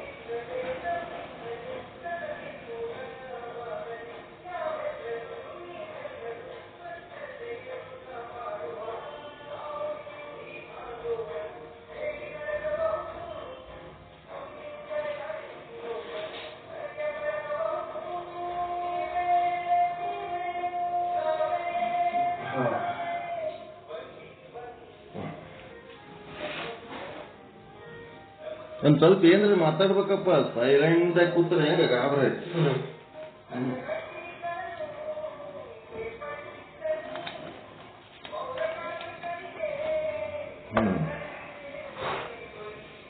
ಗುಡ್ಸಲಿಗೆ ಬೆಂಕಿ ಹಚ್ಚಿ ಗಜ್ಜಿ ದಗದಾಗ ಉರಿಲಕತ್ತಿರ್ತದ. ಕಬೀರ್ದಾಸನ ಭಕ್ತರು ಏನಂತಾರ ಗೊತ್ತಾ? ಗುಡ್ಸಲದೊಳಗ ಕತ್ತಲಿತ್ತು, ಕರೆಂಟ್ ಇದ್ದಿದ್ದಿಲ್ಲ ಆಗಿನ ಕಾಲಕ್ಕ, ದೀಪ ಹಚ್ಕೊಂಡೇ ಇರ್ಬೇಕಾಯ್ತಿತ್ತು. ಗುಡ್ಸಲದೊಳಗ ಕತ್ತಲಿತ್ತು, ಸಣ್ಣದು ದೀಪ ಹಚ್ಕೊಂಡು ಸಣ್ಣ ದೀಪದೊಳಗೆ ಭಜನೆ ಮಾಡಿ ಮಾಡಿ ಸಾಕಾಗಿತ್ತು. ಮತ್ತೀಗ ಏನಾಗ್ಯದಪ್ಪ ಅಂತಂದ್ರ ದೊಡ್ಡ ದೀಪ ಹಚ್ಚದ. ನೋಡ್ರಿ, ಅಲ್ಲಿ ಸುಡ್ಲಕತ್ತದ ಮನಿ, ಆದ್ರ ಅದಕ್ಕೆ ಅವ್ರ ಏನಂತಾರ, ಸಣ್ಣ ದೀಪದಾಗ ಕುಂತು ಭಜನೆ ಮಾಡ್ತಿದ್ದೆವು, ಈಗ ದೊಡ್ಡ ದೀಪ ಹಚ್ಚದ, ದೊಡ್ಡ ಬೆಳಕಾಗ್ಯದ, ಇದ್ರಾಗ ನಾವೇನ್ ಮಾಡ್ಬೇಕು, ಕುಂತು ಭಜನೆ ಮಾಡೋದು ಬೇಡ, ಕುಣದು ಭಜನೆ ಮಾಡಮ್ಮ ಅಂತೇಳಿ ಎಲ್ಲರೂ ಕುಣದು ಭಜನೆ ಮಾಡ್ತಾರೆ. ಅದು ಎಂತ ಭಾವ ಇರಬೇಕು, ಅದೆಂತ ಭಕ್ತಿ ಇರಬೇಕು, ವಿಚಾರ ಮಾಡ್ರಿ ಸ್ವಲ್ಪ.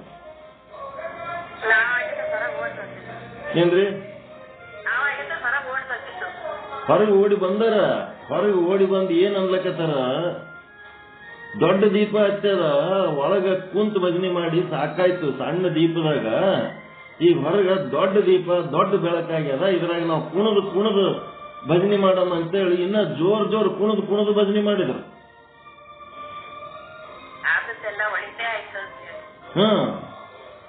ಅದು ಕುಣದು ಭಜನೆ ಮಾಡಿದ್ಮೇಲೆ ಏನಾಗ್ಬಿಡ್ತು,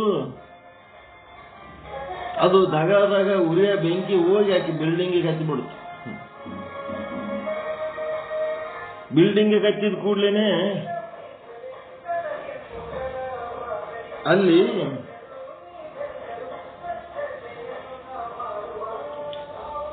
ಒಳಗ ಶ್ರೀಗಂಧ, ಸಾಗವಾನಿ ಕಟ್ಟಿಗೆ ಅವುಗಳಿಂದ ಹಾಕಿದೆಲ್ಲ ಬಿಲ್ಡಿಂಗಿನ ಗೋಡೆಗಳಿಗೆಲ್ಲ ಅವು ಹಾಕಿ ಅಗದಿ ಡಿಸೆಂಟ್ ಬಿಲ್ಡಿಂಗ್ ಮಾಡಿದ್ಳು. ಮೊದಲಿನವ್ರು ಸಾಗವಾನಿ ಕಟ್ಟಿಗೆ ಶ್ರೀಗಂಧದ ಕಟ್ಟಿಗೆ ಹಾಕಿ ಮಾಡ್ತಿದ್ರು. ಈಗಿನವರು ಪ್ಲೈವುಡ್ ಹಾಕಿಕೆ ಮಾಡ್ತಾರ. ಪ್ಲೈವುಡ್ ಹಾಕಿ ಮಾಡಿದ್ಮೇಲೆ 1 ವರ್ಷ 2 ವರ್ಷ ಚಂದ ಇರ್ತದ. ಆಮೇಲೆ ಆ ಪ್ಲೈವುಡ್ ಒಳಗೆ ಹುಳಗಳಾಗ್ಬಿಡ್ತಾವ. ಆ ಹುಳಗಳಿಗೆ ಸಾಯಿಸ್ಲಕ್ಕಂತೇಳಿ ಕೆಟ್ಟ ಕೈ ಅಂದು ಒಂದು ಔಷಧ ಇರ್ತದೆ, ಕಟ್ಟಿಗೆ ಹುಳ ಸಾಯಿಸ್ಲಕ್ಕಂತೇಳಿ. ಅವು ಕಟ್ಟಿಗೆಗಳಿಗೆ ಅವೆಲ್ಲ ಹೊಡಿತಾರ. ಹೊಡೆದ ಮೇಲೆ ಆ ಬಿಲ್ಡಿಂಗ್ ತುಂಬ ಕೈ ವಾಸನೆ. ಒಳಗೋಗಿ ಕೂತ್ರ ಬಾಯಿ ತೆರೆದ್ರೆ ಬಾಯೆಲ್ಲ ವಿಷ ಗಾಳಿ ಬರ್ತಿರ್ತದೆ. ಈಗಿನ ಮಾಡೋ ಡೆಕೋರೇಷನ್ನು ಕಟ್ಟಿಗೆ ಬಳಸೋದು ಎಲ್ಲ ಹೊಲಸು ವ್ಯಾಪಾರ ಈಗ ಮಾಡೋದು. ಮೊದಲಿನವ್ರು ಅವ್ರು ಒರಿಜಿನಲ್ ಕಟ್ಟಿಗೆ ಬಳಸ್ತಿದ್ರು. ಅದೇನಾಗ್ಬಿಡ್ತು, ಅಕ್ಕಿದೆಲ್ಲ ಸುಟ್ಟು ಹೋಗ್ಬಿಡ್ತು. ಅಕ್ಕಿ ಬಿಲ್ಡಿಂಗ್ ಸುಟ್ಟು ಹೋಗ್ಬಿಡ್ತು. ಒಳಗೆ ಫರ್ನಿಚರ್ಸ್ ಭಾಳ ಇದ್ದು, ಅವೆಲ್ಲ ಚಲೋ ಚಲೋ ಕಿಮ್ಮತ್ತಿನ ಕಾಸ್ಟ್ಲಿ ಸುಟ್ಟು ಹೋಗ್ಬಿಡ್ತು. ಅವಾಗ ಅಕ್ಕಿ ಮೆತ್ತಗೆ ಬಿದ್ದುಬಿಟ್ರು. ಮಂದಿ ಗುಡಿಸಲು ಸುಡಾಗ ಭಾರಿ ಖುಷಿಯಾಗಿತ್ತು. ತನ್ನ ಮನಿ ಸುಟ್ಟತಲ್ಲ, ಅವಾಗ ಆಕಿ ಪರೇಶಾನ ಆದರು. ಪರೇಶಾನ ಆಗಿ ಕಬೀರದಾಸನ ಮುಂದೆ ಕೈ ಜೋಡಿಸ್ಕೊಂಡು ನಿಂತು ಏನಂತಾಳ, ನಿನ್ನ ಮೇಲೆ ದ್ವೇಷ ಮಾಡಿ, ನಿನ್ನ ಮೇಲೆ ಸಿಟ್ಟು ಮಾಡಿಕೊಂಡು ಇಂಥ ಒಂದು ಕೆಟ್ಟ ಕೆಲಸ ನಾ ಮಾಡಿಬಿಟ್ಟೆ, ಕ್ಷಮಿಸ್ಬೇಕಪ್ಪ ಅಂತಾಳ ಆಕಿ. ಕಬೀರದಾಸನ ಸಂಗಟ ಆಕಿದು ಒಂಥರ ಶಿಷ್ಯ ಭಾವ ಬಂದ್ಬಿಡ್ತಾಕಿ ಹತ್ರ.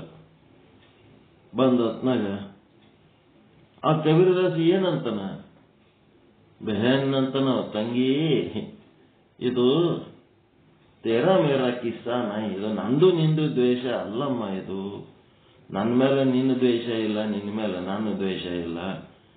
ಇದು ದೋ ಯಾರೋ ಕಾ ಕಿಸ್ಸಾ ಹೈ. ದೋ ಯಾರು ಅಂತಂದ್ರ ಇಬ್ರು ದೋಸ್ತರದ ಸಮಸ್ಯೆ ಅದ. ಇದು ನಂದು ನಿಂದು ಅಲ್ಲ, ನನ್ನ ದೋಸ್ತ ನಿನ್ನ ದೋಸ್ತನ ಸಮಸ್ಯೆ ಅದ. ಕಬೀರ್ ದೋಸ್ತನ ದೋಸ್ತ ಯಾರು? ಕಬೀರ್ ದಾಸನ್ ದೋಸ್ತ ಯಾರು? ರಾಮ. ಅಕ್ಕಿ ದೋಸ್ತ ಯಾರು?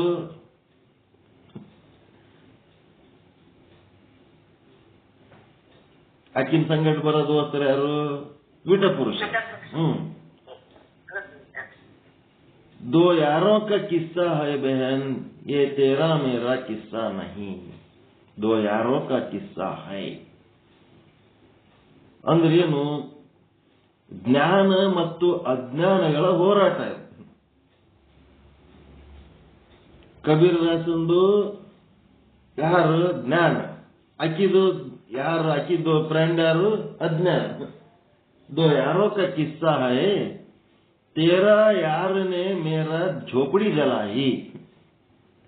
ನಿನ್ನ ಫ್ರೆಂಡ್ ಏನ್ ಮಾಡದ, ನಂದು ಒಂದು ಕಿಮ್ಮತ್ತಿಲ್ಲದ ಒಂದು ಸಣ್ಣದು ಗುಡಿಸಲು ಸುಟ್ಟು ಬಿಟ್ಟ.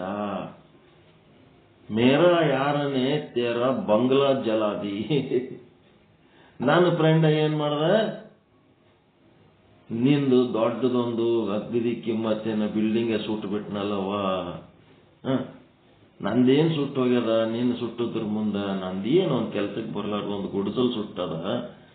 ಹಿಂಗಾಗಿ ಇಷ್ಟು ದೊಡ್ಡ ಶಿಕ್ಷೆ ಯಾಕೆ ಕೊಟ್ಟಿದೆ ಅಂತ ನಮ್ಮ ದೋಸ್ತಿಗೆ ನಾ ಕೇಳಕತ್ತೀನಿ. ಯಾಕೆ ಇಷ್ಟು ದೊಡ್ಡ ಶಿಕ್ಷೆ ಕೊಟ್ಟಿದೆ ಅಂತ ನಮ್ಮ ದೋಸ್ತಿಗೆ ನಾ ಕೇಳಕತ್ತೀನಿ ಅಂತ. ಅಂದ್ರೆ ಬೇಕಾದಂತ ಕಷ್ಟ ನಷ್ಟಗಳಾದರೂ ಸಹಿತ ಆ ಕಬೀರದಾಸು ಮನಿನೇ ಸುಟ್ಟು ಆದರೂ ಸಹಿತ ತಲೆ ಕೆಡಿಸ್ಕೊಳ್ಳಾರ್ದಂಗ, ಮತ್ತ ಆಕಿ ಬಗ್ಗೆನೇ ಕರುಣೆ, ಆಕಿಗೆ ತಂಗಿ ಅಂದು. ಇದು ಎಂತ ಸ್ಟ್ಯಾಂಡರ್ಡ್ ಮೆಂಟಾಲಿಟಿ. ಒಂದು ಚೂರು ಏನಾರ ಹೆಚ್ಚು ಕಡಿಮೆ ಆಯ್ತಂದ್ರೆ ಜಗಳಕ್ಕೆ ಹೋಗ್ತೀವಿ, ಪೊಲೀಸ್ ಸ್ಟೇಷನ್ಗೆ ಹೋಗ್ತೀವಿ, ಕೋರ್ಟಿಗೆ ಹೋಗ್ತೀವಿ. ಇಂಥವ್ರ ಮುಂದೆ ಯಾಕೆ ಕೋರ್ಟ್ ಉಪಯೋಗ ಆಗ್ತದ್ರಿ? ಕಬೀರದಾಸಿಗೆ ಯಾಕೆ ಕೋರ್ಟ್ ಬೇಕು? ಯಾವ ನ್ಯಾಯಾಲಯ ಬೇಕು ಇವರಿಗೆಲ್ಲ? ಪರಮಾತ್ಮನ ನ್ಯಾಯ ಕೊಟ್ಟಂತ, ಅವನು ಪರಮಾತ್ಮ ಕೊಟ್ಟಂತ ನ್ಯಾಯ ಯಾವ ಹೈಕೋರ್ಟ್ ಕೊಡ್ತದೆ, ಯಾವ ಸುಪ್ರೀಂ ಕೋರ್ಟ್ ಕೊಡ್ತದೆ ಹೇಳ್ರಿ. ಆಕೆ ಕಿಮ್ಮತ್ತಿಂದ ಬಿಲ್ಡಿಂಗ್ ಸುಟ್ಟು ಹಾಕಿ ನ್ಯಾಯ ಕೊಟ್ಟುಬಿಟ್ಟ ಕಬೀರದಾಸ ಪರಮಾತ್ಮ. ಅದರಂಗೆ 2 ಮನೆಗಳಿರ್ತಾವ. ಪ್ರಳಯ ಆಗ್ಬೇಕಾದ್ರೆ ಪ್ರಳಯಕ್ಕೆ ಸಂಬಂಧಪಟ್ಟಂತದೇ ಚಿಂತನೆಗಳು ಮಾಡಬೇಕು. 2 ಮನೆಗಳಿರ್ತಾವ. ಒಬ್ಬರ ಮನಿ ಸಾಧು ಸತ್ಪುರುಷರ ಮನಿ, ಇನ್ನೊಬ್ಬರ ಮನಿ ಅವ್ರ ಎದುರ ಇವೆ ವಿಟ ಪುರುಷರ ಮನಿ. ಇಲ್ಲಿ ಏನಾಗ್ತಿರ್ತದ, ಇಬ್ರು ಒಂದಿನ ಸತ್ತೋತಾರ. ಸತ್ತೋದಾಗ ಸಾಧು ಸತ್ಪುರುಷರ ಮನೆಯೊಳಗಿನ ಯಜಮಾನಿಗೆ ಒಯ್ಲಕ್ಕ ಶಿವದೂತರು ಬರೋದ್ರ ಬದಲಿ ಯಮದೂತರು ಬರ್ತಾರ. ಮತ್ತೆ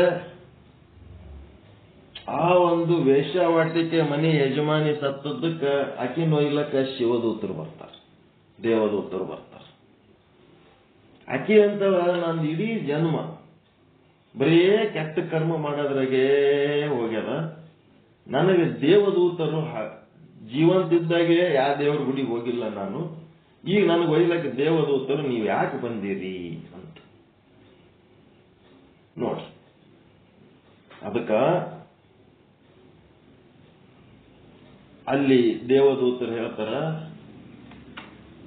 ನಿನ್ನ ಒಂದು ಪೂರ್ವ ಜನ್ಮದ ಕರ್ಮನೋ ವಾಸನೆಗಳಿಗೆ ತಕ್ಕಂತೆ ನಿನ್ನ ಇಡೀ ಆಯುಷ್ಯ ಈ ಒಂದು ಕೆಟ್ಟ ಕೆಲಸ ಮಾಡೋದ್ರಾಗೆ ಕಳೆದಿರಬಹುದು. ನಿನ್ನ ಶರೀರ ಏನ್ ಕೆಲಸ ಮಾಡ್ಯದ ಅದು ನಮಗೆ ಸಂಬಂಧ ಇಲ್ಲ, ಅದು ಶರೀರ ಮಣ್ಣಿಗೆ ಹೋಯ್ತು. ಆದ್ರೆ ನಿನ್ನ ಮನಸ್ಸು ಮಾತ್ರ ಪ್ರತಿನಿತ್ಯ ನಿನ್ನ ಮನೆ ಎದುರಿರುವಂತ ಸಾಧು ಸಂತ ಸತ್ಪುರುಷರ ಕಡೆ ಇತ್ತು. ನಿನ್ನ ಕಿವಿ ಆ ಸಾಧು ಸತ್ಪುರುಷರು ಏನು ಮಾತನಾಡ್ತಾರ, ಅವ್ರ ವಿಚಾರಗಳು ಏನು ಹೇಳ್ತಾರ ಅನ್ನಂತ ಚಿಂತನೆಗಳು ಪ್ರವಚನಗಳು ಕೇಳುವುದಕ್ಕೆ ಆಸಕ್ತವಾಗಿತ್ತು. ಅವರ ವಿಚಾರಗಳ ಅವ್ರ ಮೈಕಿನ ಮೂಲಕ ಏನೇನು ಬರ್ತಾವ ಅವೆಲ್ಲವನ್ನ ನೀನು ಆಸಕ್ತಿಲಿಂತ ಕೇಳಿದಿ. ಮತ್ತೆ ಅಲ್ಲಿ ಯಾರ್ಯಾರು ಬರ್ತಾರ ಹೋಗ್ತಾರ ಅವ್ರದ್ದು ದರ್ಶನ ತಗೊಂಡಿದಿ. ನಿನ್ನ ಅವ್ರ ಮನೆಯೊಳಗೆ ನೀ ಹೋಗಿಲ್ಲ, ಅವ್ರ ಪಾದ ಮುಟ್ಟಿಲ್ಲ, ಆದ್ರೂ ಸಹಿತ ಅವ್ರ ಮನೆ ಮುಂದೆ ಯಾರು ಬರ್ತಾರ ಯಾರು ಹೋಗ್ತಾರ ಅಂತೇಳಿ ಆ ಸತ್ಪುರುಷರ ದರ್ಶನ ತಗೊಂಡು ಕೈ ಮುಗಿದಿದಿ. ಹೀಗಾಗಿ ನಿನ್ನ ಪುಣ್ಯ ಏನಪ್ಪಾ ಅಂತಂದ್ರೆ ನಿನ್ನ ಪಾಪವನ್ನ ಮೀರಿಸಿದಂತ ಪುಣ್ಯ ನಿನ್ನಲ್ಲಿ ಸಂಚಯವಾಗಿರುವ ಕಾರಣ ನೀನು ಶಿವಲೋಕಕ್ಕೆ ಬರ್ತಾ ಇದ್ದೀಯಮ್ಮ ಅಂತ ಹೇಳಿದ್ರು. ಶರೀರದಿಂದ ಏನೋ ಆಗಿರಬಹುದು ಅಪರಾಧಗಳು, ಆದ್ರೆ ಮನಸ್ಸಿನಿಂದ ನಾವು ಸಾಧು ಸತ್ಪುರುಷರ ದರ್ಶನ, ಕಣ್ಣಿನಲ್ಲಿ ಕಿವಿಯಲ್ಲಿ ಅವರ ಶಬ್ದಗಳು, ಅವ್ರು ಯಾರು ಬರ್ತಾರ ಯಾರು ಹೋಗ್ತಾರ ಏನ್ ಹೇಳ್ತಾರ ಇದ್ರ ಕಡೆ ಲಕ್ಷ್ಯ ಕೊಟ್ಟಿದ್ದೆವು ಅಂತಂದ್ರೆ ಈ ಶರೀರದಿಂದ ಮಾಡಿದ ಕರ್ಮಗಳು ಎಲ್ಲ ಏನಾಗ್ತವ, ಇಲ್ಲದಂಗಾಗಿ ಪುಣ್ಯದ ಪ್ರಮಾಣ ಹೆಚ್ಚಾಗಿ ಆ ಪುಣ್ಯದಿಂದ ಈ ಕರ್ಮಗಳು ನಷ್ಟ ಆಗಿ ಹೋಗ್ಬಿಡ್ತಾವ. ಹಿಂಗಾಗಿ ಆಕಿಗೆ ಶಿವದೂತರು ಕರ್ಕೊಂಡು ಹೋದ್ರು. ಇವ ಸಾಧು ಸಂತ ಸತ್ಪುರುಷ ಇವನಿಗೆ ಯಮದೂತರು ಹಿಡ್ಕೊಂಡು ಹೋಗ್ಲಕ್ಕೆ ಬಂದ್ರು. ಈಗ ಸದ್ಯ ಎಲ್ಲ ಸತ್ಪುರುಷರು ಅಂತವ್ರೆ ಸಿಗ್ಲಕತ್ತಾರ, ಎಲ್ಲರೂ ಪೊಲೀಸರು ಹೇಳ್ಕೊಂಡು ಹೋಗ್ಲಕ್ಕೆ ಬರ್ಲಕತ್ತಾರ. ನೋಡಿರಲ್ಲ ಏನೇನೋ ಗದ್ದಲ ಮಾಡ್ತಾರ, ಪೊಲೀಸರು ತಗೊಂಡು ಹೋಗ್ತಾರ ನಡ್ರ ಕಡೆ ಜೈಲ್ನಾಗ ಒಯ್ದಿರ್ತಾರ ಗದ್ದಲ ಮಾಡೋ ಸತ್ಪುರುಷರಿಗೆ. ಅದಕ್ಕೆ ಏನಾಗ್ಬಿಡ್ತು, ನಾನು ಇಡೀ ಆಯುಷ್ಯ ದೇವರನ್ನ ಗುರುಗಳನ್ನ ಶಾಸ್ತ್ರವನ್ನ ಪವಿತ್ರ ಜೀವನ ನಡೆಸಿನಿ, ನನಗೆ ನೀವೇ ಕರ್ಕೊಂಡು ಹೊಂಟಿರಿ ನರಕಕ್ಕ ಅಂತಂದಾಗ ಅವ್ರು ಹೇಳಿದ್ರು, ನೀನೇನೋ ಇದೆಲ್ಲ ತೋರಿಕೆಗಾಗಿ ಮಾಡಿದಿ, ಆದ್ರ ನಿನ್ನ ಮನಸ್ಸು ಮಾತ್ರ ನಿಮ್ಮ ಮನೆ ಎದುರಿರುವ ವೇಶ್ಯ ಕಡಿನೇ ಇತ್ತು. ಆಕಿ ಮನೆಗೆ ಯಾರು ಬರ್ತಾರ ಯಾರು ಓದ್ತಾರ, ದಿನ ಏಸ್ ಮಂದಿ ಬಂದ್ರು ಏಸ್ ಮಂದಿ ಬಂದ್ರು ಬರೀ ಇದೇ ಲೆಕ್ಕ ಹಾಕೋತ ನಿನ್ನ ಆಯುಷ್ಯ ಕಳೆದಿದಿ. ಆದ್ರ ಇಲ್ಲಿ ನಿನ್ನ ಆಶ್ರಮದಾಗ ಏನು ನಡೆಸಿದಿ, ಆ ನಡೆಸಿದ್ದಕ್ಕ ನಿನ್ನ ಮನಸ್ಸಿಗೆ ಏನು ಸಂಬಂಧನೇ ಇಲ್ಲ. ನಿನ್ನ ಮನಸ್ಸು ವೇಶ್ಯಾವಾಟಿಕೆ ಒಳಗೆ ಇತ್ತು, ನಿನ್ನ ಶರೀರ ಈ ಒಂದು ಆಶ್ರಮದಾಗಿದ್ದು ಆಶ್ರಮದ ಕೆಲಸಗಳಲ್ಲಿ ಭಾಗವಹಿಸಿತ್ತು. ಹಿಂಗಾಗಿ ನಿನ್ನ ಶರೀರ ಮಾಡಿದ ಪುಣ್ಯ ಅದೇನು ಈ ಒಂದು ಮನಸ್ಸು ಮಾಡಿದ ಪಾಪದ ಪ್ರಮಾಣ ಹೆಚ್ಚಾಗಿದ್ದಕ್ಕ ಆ ಪುಣ್ಯ ಎಲ್ಲ ನಷ್ಟ ಆಗಿ ಹೋಗ್ಬಿಟ್ಟಿತ್ತು. ಹಿಂಗಾಗಿ ನೀನೇನ್ ಮಾಡಬೇಕು, ನರಕಕ್ಕೆ ನಡಿ ಹೋಗಮ್ಮ ಅಂತ ಕರ್ಕೊಂಡ. ಏನ್ ಮಾಡ್ಬೇಕು, ಯಾವ ರೀತಿ ಜೀವನ ಮಾಡ್ಬೇಕಂತ ಮಾರ್ಗದರ್ಶನ ಸಿಗ್ಲಕತ್ತದ. ಮನಸ್ಸು ಎಂತದನ್ನ ನೆನೆಸಬೇಕು, ಎಂತ ವಿಷಯಗಳು ಕೇಳಬೇಕು, ಎಂಥದನ್ನ ನೋಡ್ತಾ ನೋಡ್ತಾ ಜೀವನ ಕಳಿಬೇಕು. ಅನುಚಿತವಾದ ದೃಶ್ಯಗಳು, ಅನುಚಿತವಾದ ಶಬ್ದಗಳನ್ನ ಕೇಳ್ತಾ ಜೀವನ ಕಳೆದ್ರ ಮುಂದೆ ಪರಿಸ್ಥಿತಿ ಏನಾಗ್ತದ ಎಲ್ಲ ತಿಳಿಲಕತ್ತದ.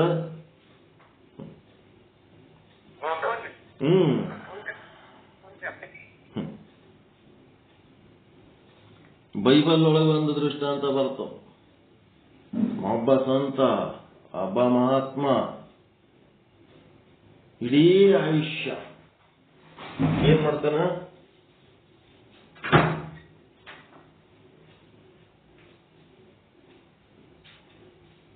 ಒಬ್ಬ ಮಹಾತ್ಮ ಇಡೀ ಆಯುಷ್ಯ ಅಧ್ಯಾತ್ಮ ಸಾಧನೆ ಒಳಗೆ ಕಳೆದು ಬಿಡ್ತಾನೆ. ಇಡೀ ಆಯುಷ್ಯ ಆಧ್ಯಾತ್ಮ ಸಾಧನೆ ಒಳಗೆ ಕಳೆದಾಗಿಯೂ ಕೂಡ ಏನಾಯ್ತು, ಕೊನೆಗೆ ಅವನಿಗೆ ಸ್ವರ್ಗದ ಒಂದು ದಾರಿ ಹೆಂಗ್ ಹೋಗ್ಬೇಕಂತ ಗೊತ್ತಾಗ್ತದ. ಅವ ಸದ್ಗತಿ ಪ್ರಾಪ್ತಿ ಆಗ್ಯದ ಅಂತ ತಿಳ್ಕೊಂಡು ಸ್ವರ್ಗದ ದಾರಿಗೆ ಹೋಗ್ತಾನ. ಸ್ಟೆಪ್ಸ್ ಹೇರ್ಕೋತ ಹೋಗ್ತಾನ. ಬೈಬಲ್ನಾಗ ಏನ್ ಕತೆ ಇರ್ತದ ಹಂಗೆ ಹೇಳ್ಬೇಕಲ್ಲ. ಸ್ಟೆಪ್ಸ್ ಹತ್ಕೋತ ಹೋಗ್ತಾನ ಆದ್ಮೇಲೆ ಅಲ್ಲಿ ಒಂದು ಬಾಗಿಲ ಬರ್ತದ. ಆ ಬಾಗಿಲ ಬಡಿತಾನ. ಅವರು ಇದು ಬಾಗಿಲ ಹಿಂಗೆ ತೆಗೆಯಂಗಿಲ್ಲ, ಇದು ಈ ಒಂದು ಬಾಗಿಲಾಗ ಒಂದು ಟೇಬಲ್ ಮೇಲೆ ಒಂದು ಗ್ರಂಥ ಇಟ್ಟಿವಿ. ಆ ಗ್ರಂಥದೊಳಗ ಯಾರ ಹೆಸರದಾವ, ಆ ಹೆಸರಿನ ಮುಂದೆ ಒಂದು ಕೋಡ್ ಸಂಕೇತಾಕ್ಷರ ಇರ್ತವ. ಆ ಸಂಕೇತಾಕ್ಷರದಿಂದ ಹೇಳಿದ್ರ ಅವ್ ನಂಬರ್ಲಿಂತ ಲಾಕ್ ಓಪನ್ ಆಗ್ತವಲ್ಲ, ಹಂಗ ಅದರಲಿಂತ ಅದು ಓಪನ್ ಆಗ್ತದೆ ಹೊರತು ಯಾರು ಬೇಕವ್ರಿಗೆ ತೆಗೆಯಂಗಿಲ್ಲ. ಅವಾಗ ಆ ಗ್ರಂಥದಾಗ ಮೇಲಿನಿಂದ ತೆಳಗಿನ ತನಕ ಹುಡುಕ್ತಾನೆ, ಇವನ್ ಹೆಸರೇ ಇಲ್ಲ. ಆ ಗ್ರಂಥದ ಮೇಲೆ ಏನ್ ಬರ್ದಿರ್ತಾರಂದ್ರ, ದೇವರನ್ನ ಪ್ರೀತಿಸಿದವರ ಹೆಸರುಗಳು ಅಂತ ಬರ್ದಿರ್ತಾರೆ ಗ್ರಂಥದ ಮೇಲೆ. ದೇವರ ಭಕ್ತರು, ದಿವ್ಯ ಜ್ಞಾನಿಗಳು, ದಿವ್ಯ ಭಕ್ತರು, ದಿವ್ಯ ಕರ್ಮಿಗಳು, ಪೂಜಾ ಪಾಠ ಮಾಡ್ಯಾರ, ಧ್ಯಾನ ಮಾಡ್ಯಾರ, ತಪಸ್ ಮಾಡ್ಯಾರ, ಜ್ಞಾನ ಪಡ್ಕೊಂಡಾರ, ಏನೆಲ್ಲ ಮಾಡ್ಕೊಂಡಾರ ಅಂಥವ್ರದ್ದು ಒಂದು ಬುಕ್ ಲಿಸ್ಟ್. ಆ ಲಿಸ್ಟ್ನೊಳಗೆ ಇವನ್ ಹೆಸರು ಹುಡುಕಿದ್ರೆ ಎಲ್ಲಿ ಸಿಗಲ್ದು. ಭಯಂಕರ ದುಃಖ ಆಗ್ಬಿಡ್ತದ. ದುಃಖ ಆಗ್ತದಲ್ರಿ. ಏನೆಲ್ಲ ಮಾಡಿಕೆ ಕಡಿಗೆ ಅದು ಇಲ್ಲ ಅಂತಂದ್ರೆ ಏನ್ ಮಾಡ್ಬೇಕು? ಮತ್ತೆ ಭಯಂಕರ ದುಃಖ ಆಗ್ಬಿಡ್ತಾವನಿಗೆ. ಏನ್ ಮಾಡ್ಬೇಕಪ್ಪ, ಹಿಂಗಾಯ್ತಲ್ಲ, ನನ್ನ ಆಯುಷ್ಯನೇ ನಷ್ಟ ಆಗಿ ಹೋಗ್ಬಿಡ್ತಲ್ಲ, ಏನ್ ಮಾಡ್ಬೇಕು? ಅದಕ್ಕ ಕಣ್ಣೀರ್ ಹಾಕೋತ ಸ್ಟೆಪ್ ಒಂದೊಂದು ತೆಳಗಿಳಿ ಇಟ್ಕೋತ ಹೋಗ್ತಿರ್ತಾನ. ಎದುರು ಇನ್ನೊಬ್ಬ ದೇವದೂತ ಬರ್ತಾನ. ಬಂದು ಇದು ಒಂದೇ ಬಾಗಿಲಿಲ್ಲ, ಆ ಕಡೆ ಇನ್ನ ಒಂದು ಬಾಗಿಲದ, ಅಲ್ಲಿ ಇನ್ನ ಒಂದು ಗ್ರಂಥ ಇಟ್ಟಾರ. ಆ ಗ್ರಂಥದಾಗಾರೆ ನಿಮ್ಮ ಹೆಸರು ಆದೇನು ನೋಡ್ರಿ. ನಿಮಗಷ್ಟು ಆತ್ಮವಿಶ್ವಾಸ ಇತ್ತಂದ್ರ ಆ ಕಡೆ ಬಾಗಿಲ ಮುಂದೆ ಒಂದು ಗ್ರಂಥ ಇಟ್ಟಾರ, ಆ ಗ್ರಂಥದಾಗಾರೆ ನಿಮ್ಮ ಹೆಸರು ಆದೇನು ನೋಡ್ರಿ ಅಂದಾಗ ಆಯ್ತಪ್ಪ ಅಂತೇಳಿ ಆ ಡೋರಿಗೆ ಹೋಗ್ತಾನ. ಆ ಡೋರಿಗೆ ಹೋಗಿ ಆ ಗ್ರಂಥವನ್ನ ತೆಗೆದು ನೋಡಿದ್ರೆ ಆ ಗ್ರಂಥದಾಗ ಇವನ ಹೆಸರೇ ಮ್ಯಾಲ ಇರ್ತದ, ಟಾಪ್. ಎಲ್ಲಕ್ಕಿಂತ ಮ್ಯಾಲ ಇವನ ಹೆಸರೇ ಇರ್ತದ. ಇದ್ಯಾ ಗ್ರಂಥ, ಇದ್ರಾಗ ನೋಡಿದ್ರೆ ನನ್ನ ಹೆಸರು ಮ್ಯಾಲದ, ಅಲ್ಲಿ ನೋಡಿದ್ರ ನನ್ನ ಹೆಸರೇ ಇಲ್ಲ, ಇದ್ಯಾ ಗ್ರಂಥ ಅಂತ ತೆಗೆದು ನೋಡ್ತಾನ. ದೇವರಿಂದ ಪ್ರೀತಿಸಲ್ಪಟ್ಟವರ ಹೆಸರುಗಳು. ದೇವರಿಂದ ಪ್ರೀತಿಸಲ್ಪಟ್ಟವರ ಹೆಸರುಗಳು ಎದ್ರಾಗ? ಆ ಗ್ರಂಥದಾಗ. ಈ ಗ್ರಂಥದಾಗ ಏನಿತ್ತು?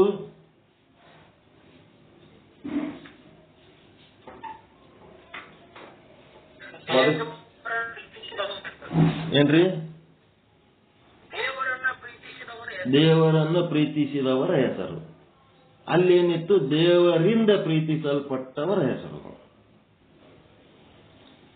ನಾವು ಹೆಂಗಾಗಬೇಕು? ದೇವರನ್ನ ಪ್ರೀತಿಸುವವರು ಮಾತ್ರ ಆದರೆ ಸಾಲದು, ದೇವರಿಂದ ಪ್ರೀತಿಸಲ್ಪಡುವವರಾಗಬೇಕು. ಅದು ಅತ್ಯಂತ ಶ್ರೇಷ್ಠವಾದಂತ. ಕೃಷ್ಣ ಹೇಳ್ತಾನೆ, ಭಕ್ತ ನನ್ನನ್ನು ಹೇಗೆ ಭಜಿಸುತ್ತಿರುತ್ತಾನೋ ನಾನು ಕೂಡ ಭಕ್ತನನ್ನು ಕುರಿತು ಹಾಗೆ ಭಜಿಸುತ್ತಿರುತ್ತೇನೆ ಅಂತ ಹೇಳ್ತಾನೆ ಕೃಷ್ಣ. ಆ ಕೃಷ್ಣ ಯಾವ ಭಕ್ತರನ್ನು ಕುರಿತು ಭಜಿಸ್ತಾ ಇರ್ತಾನೆ ಆ ಭಕ್ತರು ಧನ್ಯರು.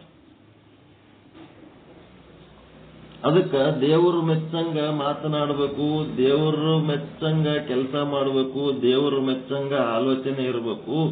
ಸದ್ಗತಿ ಪ್ರಾಪ್ತಿ ಆಗಬೇಕಾದ್ರೆ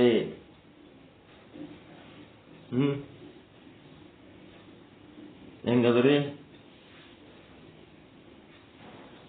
ಸದ್ಗತಿ ಬೇಕು ಅಂದ್ರೆ ದೇವರು ಮೆಚ್ಚಂಗ ನಮ್ಮ ಜೀವನ ಇರಬೇಕು. ಆವಾಗ ಅವನಿಗೇನಾಯ್ತು, ಆ ಸಂಕೇತಾಕ್ಷರವನ್ನು ಬಳಸಿದ, ಡೋರ್ ಓಪನ್ ಆಯ್ತು, ಒಳಗೆ ಹೋಗಿಬಿಟ್ಟ. ಅದಕ್ಕೆ ನಮ್ಮ ಕರ್ಮಗಳು ಹ್ಯಾಂಗಿರಬೇಕು ಅನ್ನೋದರ ಸಲುವಾಗಿ ಈ ಕಥೆಗಳನ್ನ ಹೇಳಬೇಕಾಗ್ತದೆ. ಕಥೆಗಳು, ಕರ್ಮದ ಕಥೆಗಳು ಬಹಳಷ್ಟದಾವ. ಇದಕ್ಕೆ ಹೇಳಕ್ಕೆ ಎಂಡೇ ಇಲ್ಲ, ಕೊನೆನೇ ಇಲ್ಲ. ಯಾರೋ ಮಾಡಿದ ಕರ್ಮ ನಮಗೆ ಬಂದು ಸುತ್ತಿರ್ತದ. ಅದರ ಬಗ್ಗೆ ಹುಷಾರಿರ್ಬೇಕು. ಯಾರ ಬಗ್ಗೆ ಏನು ಸುಮ್ನೆ ಏನಾರ ಮಾತನಾಡ್ಲಿಕ್ಕೆ ಹೋಗ್ಬಾರ್ದು. ಹೇಳ್ರಿ, ಅಂತ ಪ್ರಸಂಗಕ್ಕೆ ಒಂದ್ ಏನಾರ ದೃಷ್ಟಾಂತ ನಿಮ್ಮ ಹತ್ರ ಇತ್ತಂದ್ರ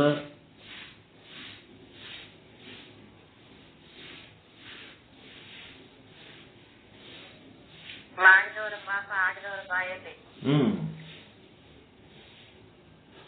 ರಾಜ ಒಂದ್ಸರಿ ಪ್ರಜೆಗಳಿಗೆಲ್ಲ ಊಟಕ್ಕ ತಯಾರು ಮಾಡ್ತಿರ್ತಾನ. ಪ್ರಜೆಗಳಿಗೆಲ್ಲ ಸಂತರು, ಮಹಾತ್ಮರು, ಶರಣರು, ಪುರೋಹಿತರು, ಪೂಜಾರಿಗಳು, ಅಂತವರಿಗೆ, ಪವಿತ್ರಾತ್ಮರಿಗೆ ಅವರಿಗೆ ಊಟಕ್ಕೆ ಹಾಕ್ಬೇಕಂತ ವ್ಯವಸ್ಥೆ ಮಾಡಿರ್ತಾನೆ. ದೇವ್ರ ಊಟ ಅಂತೀರಲ್ಲ, ಮಾಡ್ತಿರಲ್ಲ ಲಗ್ನ ಹಿಂದಿನ ದಿವಸ ದೇವ್ರ ಊಟ ಅಂತ ಹೇಳಿ. ಆಗ ದೇವರುಗಳಿಗೆ ಉಣಿಸ್ಬೇಕಂತ ವ್ಯವಸ್ಥೆ ಮಾಡಿರ್ತಾನೆ. ದೊಡ್ಡ ಪ್ರಮಾಣದೊಳಗೆ ಅಡಿಗೆ ಮಾಡಿರ್ತಾರ. ಅವಾಗ ಆಗಾಟದೊಳಗ ಒಂದ್ 10 ಸರ್ಪವನ್ನು ಹಿಡ್ಕೊಂಡು ಹೊಂಟಿರ್ತೈತಿ. ಆ ಸರ್ಪ ತನ್ನ ಒಂದು ಪ್ರಾಣ ಸಂಕಟಕ್ಕ ತನ್ನ ಬಾಯೊಳಗಿನ ವಿಷವನ್ನ ಅದು ಬಿಡ್ತಾ ಇರ್ತೈತಿ. ಅಲ್ಲಿ ಹಾಡಿ ಹೋಗುವಾಗ ಅಲ್ಲಿ ಕೆಳಗ ಅಡಿಗೆ ಮಾಡ್ತಿರ್ತಾರ. ಅಡಿಗೆ ಒಳಗ ಹಾವಿನ ವಿಷ ಅಡಿಗೆ ಒಳಗ್ ಬೀಳ್ತೈತಿ. ಯಾರಿಗೂ ಗೊತ್ತಿಲ್ಲ ಬಿದ್ದದ್ದು.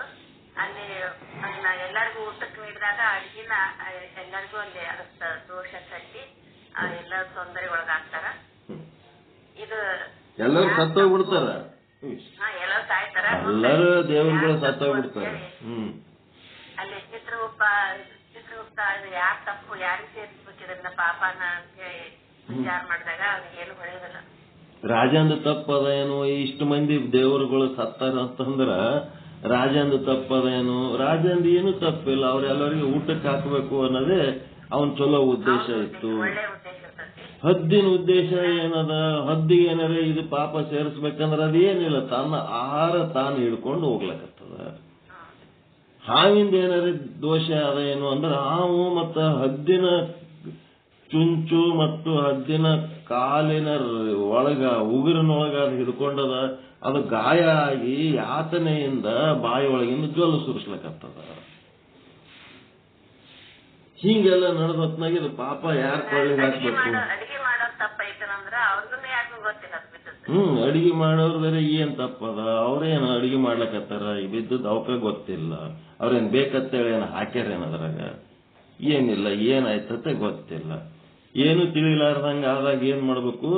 ಯಮಧರ್ಮಗೆ ಕೇಳಿದ್ರ ಯಮಧರ್ಮ ಏನ್ ಹೇಳ್ತಾನ, ಅದು ಒಂದು ಟೈಮ್ ಬಂದಾಗ ತಿಳಿತದ. ಈಗ ಸದ್ಯಕ್ಕೇನು ತಿಳಿವಲ್ದು, ಅದು ಯಾರ ಕರ್ಮ ಯಾರಿಗೆ ಒಪ್ಪಿಸ್ಬೇಕು ಅನ್ನೋದು ಹೇಳ್ತಾರ, ಗೊತ್ತಾಗ್ತದ. ಈಗ ಸದ್ಯಕ್ಕೆ ಅದು ಫೈಲ್ ಸೈಡಿಗೆ ಇಟ್ಟು ಮುಂದಿನ ಕೆಲಸ ಮಾಡ್ರಿ ಅಂತ ಹೇಳ್ಬಿಡ್ತಾನ ಯಮಧರ್ಮ.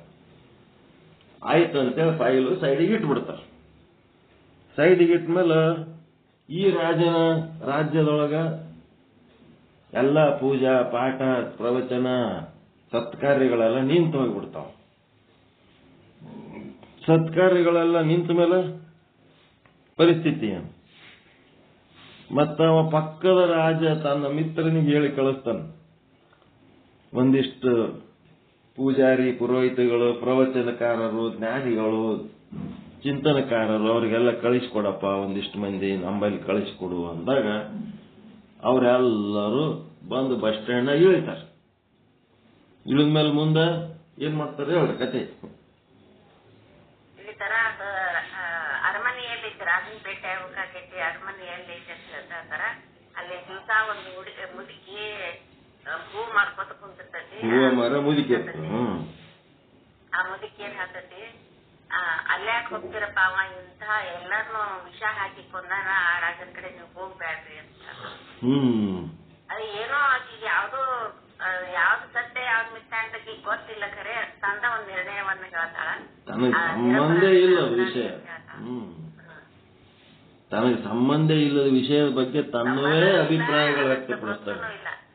ಯಾಕೆ ಅರಮನೆಗೆ ಓದ್ತಿರಪ್ಪ, ಅಲ್ಲೇನು ಸಾಯ್ಲಕ್ ಓದ್ತಿರೇನು, ಆ ರಾಜ ಎಲ್ಲರಿಗೆ ನಿಮ್ಮಂತ ಆತ್ಮರಿಗೆ ವಿಷ ಹಾಕಿ ಕೊಲ್ಲೆನ, ನೀವಿಟ್ಟು ಸಾಯ್ಬೇಕಂತೀರೇನು ಅಂತೇಳಿ ಯಾವುದು ಗೊತ್ತಿಲ್ಲದೆ ಅದಕ್ಕೆ ಸಂಬಂಧಪಟ್ಟಂತೆ ಸುಮ್ಮ ಹೊಳ್ಳಿ ಊರಿಗೆ ಹೋರಿ ಅಂತ ಆಕಿ ಹೇಳ್ತಾಳ. ಅವ್ರೇನಂತಾರ, ನಮ್ಗೆ ರಾಜಾಜ್ಞೆ ಆಗ್ಯದ, ರಾಜನ ಬಲ್ಲಿ ಹೋಗಿ ಭೇಟಿ ಆಗ್ಬೇಕಂತ ಇವ್ರು ಅಂತಾರ. ಅವ್ರ ಅಡ್ರೆಸ್ ಹುಡುಕ್ ಹೋಗ್ತಾರ. ಹೋದ್ಮೇಲೆ ಈ ಕಡೆ ಏನಾಗ್ತದ,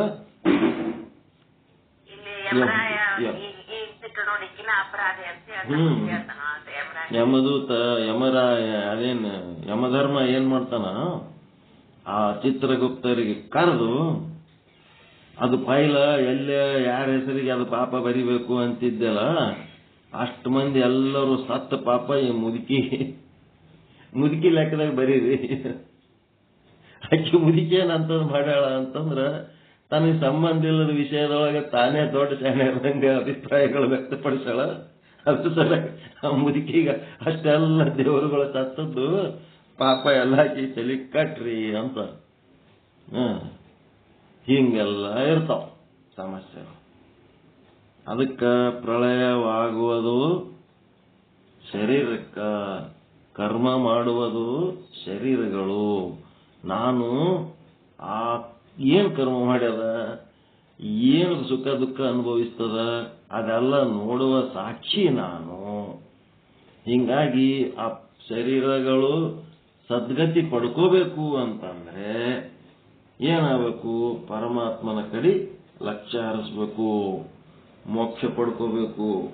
ಈ ಒಂದು ಸಾಧನೆಯ ವಿಧಾನದಲ್ಲಿ ನಮ್ಮ ಜೀವನ ನಡಿಬೇಕು ಅನ್ನೋಂಥ ವಿಚಾರ ಹಿಂಗೆ ಸುದೀರ್ಘವಾಗಿ ಹೇಳ್ತಾ, ಇದೆಲ್ಲ ಏನಂತಂದ್ರ ಪೂರ್ವ ಜನ್ಮದ ವಾಸನೆಗಳು, ಕರ್ಮಗಳು ಫಲ ಕೊಡ್ತಿರ್ತಾವ. ಹಿಂದೆ ಏನ್ ಮಾಡಿ ಬಂದೀವಿ ಅದೇ ಮಾಡಬೇಕು ಅಂತ ಈಗನು ಬಡದಾಡ್ತಿರ್ತೀವಿ. ಹಿಂದಿನ ಜನ್ಮ ಶ್ರೀಮಂತರಿದ್ದೇವೋ ಬಡವರಿದ್ದೇವೋ ಗೊತ್ತಿಲ್ಲ, ಗಂಡ್ಮಕ್ಳಿದ್ದೇವೋ ಹೆಣ್ಮಕ್ಳಿದ್ದೇವೋ ಗೊತ್ತಿಲ್ಲ. ಯಾವುದೇ ಪ್ರಾಣಿ ಪಶು ಪಕ್ಷಿ ಕ್ರಿಮಿ ಕೀಟ ಇದ್ರೂ ಗಂಡು ಅಥವಾ ಹೆಣ್ಣು ಆಗಿದ್ದೆವು, ಅದಂತೂ ಗ್ಯಾರಂಟಿ ಅದೇ ಇಲ್ಲ. ಒಂದು ಗಂಡರೇ ಆಗಿರ್ತೀವಿ, ಇಲ್ಲ ಒಂದು ಹೆಣ್ಣರೇ ಆಗಿರ್ತೀವಿ. ಮತ್ತೇನ್ ಮಾಡೀವಿ, ಗಂಡು ಹೆಣ್ಣುಗಳಾಗಿ ಸಂಸಾರ ಮಾಡೀವಿ. ಅದಕ್ಕೆ ಈ ಜೀವ ಸಂಸಾರ ಮಾಡೋದಕ್ಕೆ ಎದಕ್ಕೆ ಬಡದಾಡ್ತದಂದ್ರ, ಎಷ್ಟು ಜನ್ಮ ಎತ್ತಿ ಬಂದದ ಅಷ್ಟು ಜನ್ಮದಾಗನು ಅದು ಸಂಸಾರ ಮಾಡ್ಕೊತೇ ಬಂದದ, ಈ ಜನ್ಮದಾಗನು ಅದೇ ಮಾಡ್ಕೊತೇ ಹೋಗ್ಬೇಕಂತದ. ಅದನ್ನ ಎಷ್ಟೋ ಜನ್ಮದ ಪುಣ್ಯದ ಫಲವಾಗಿ ಪರಮಾರ್ಥಕ್ಕೆ ದಾರಿಗೆ ತರಬೇಕಾಗ್ಯದ.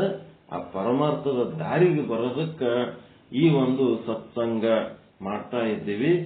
ಇಲ್ಲೇನಾಯ್ತು, ಜೀವರುಗಳ ಪೂರ್ವದ ಕರ್ಮಗಳು ಏನಾಗ್ತವ, ಫಲ ಕೊಡುವುದು ಕಂಪ್ಲೀಟ್ ಆದಾಗ ಮುಗಿತ ಅಂತಂದ್ರೆ ಆವಾಗ ಏನಾಯ್ತು, ಆ ಜೀವನಿಗೆ ಒಂದು ಪ್ರಳಯ ಅಥವಾ ಸಾವು ಮರಣ ಅಂತೇಳಿ ಬರ್ತದ.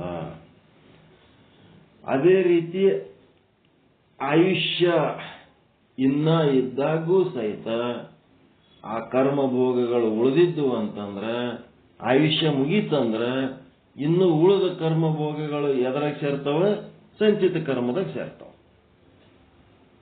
ಆಯುಷ್ಯ ಮುಗೀತಂದ್ರೂ ಸಾಯ್ತಾನ, ಕರ್ಮ ಫಲಗಳು ಕೊಡೋದೆಲ್ಲ ಮುಗಿದ ಮೇಲೂ ಆ ಶರೀರ ಹೋಗ್ತದೆ.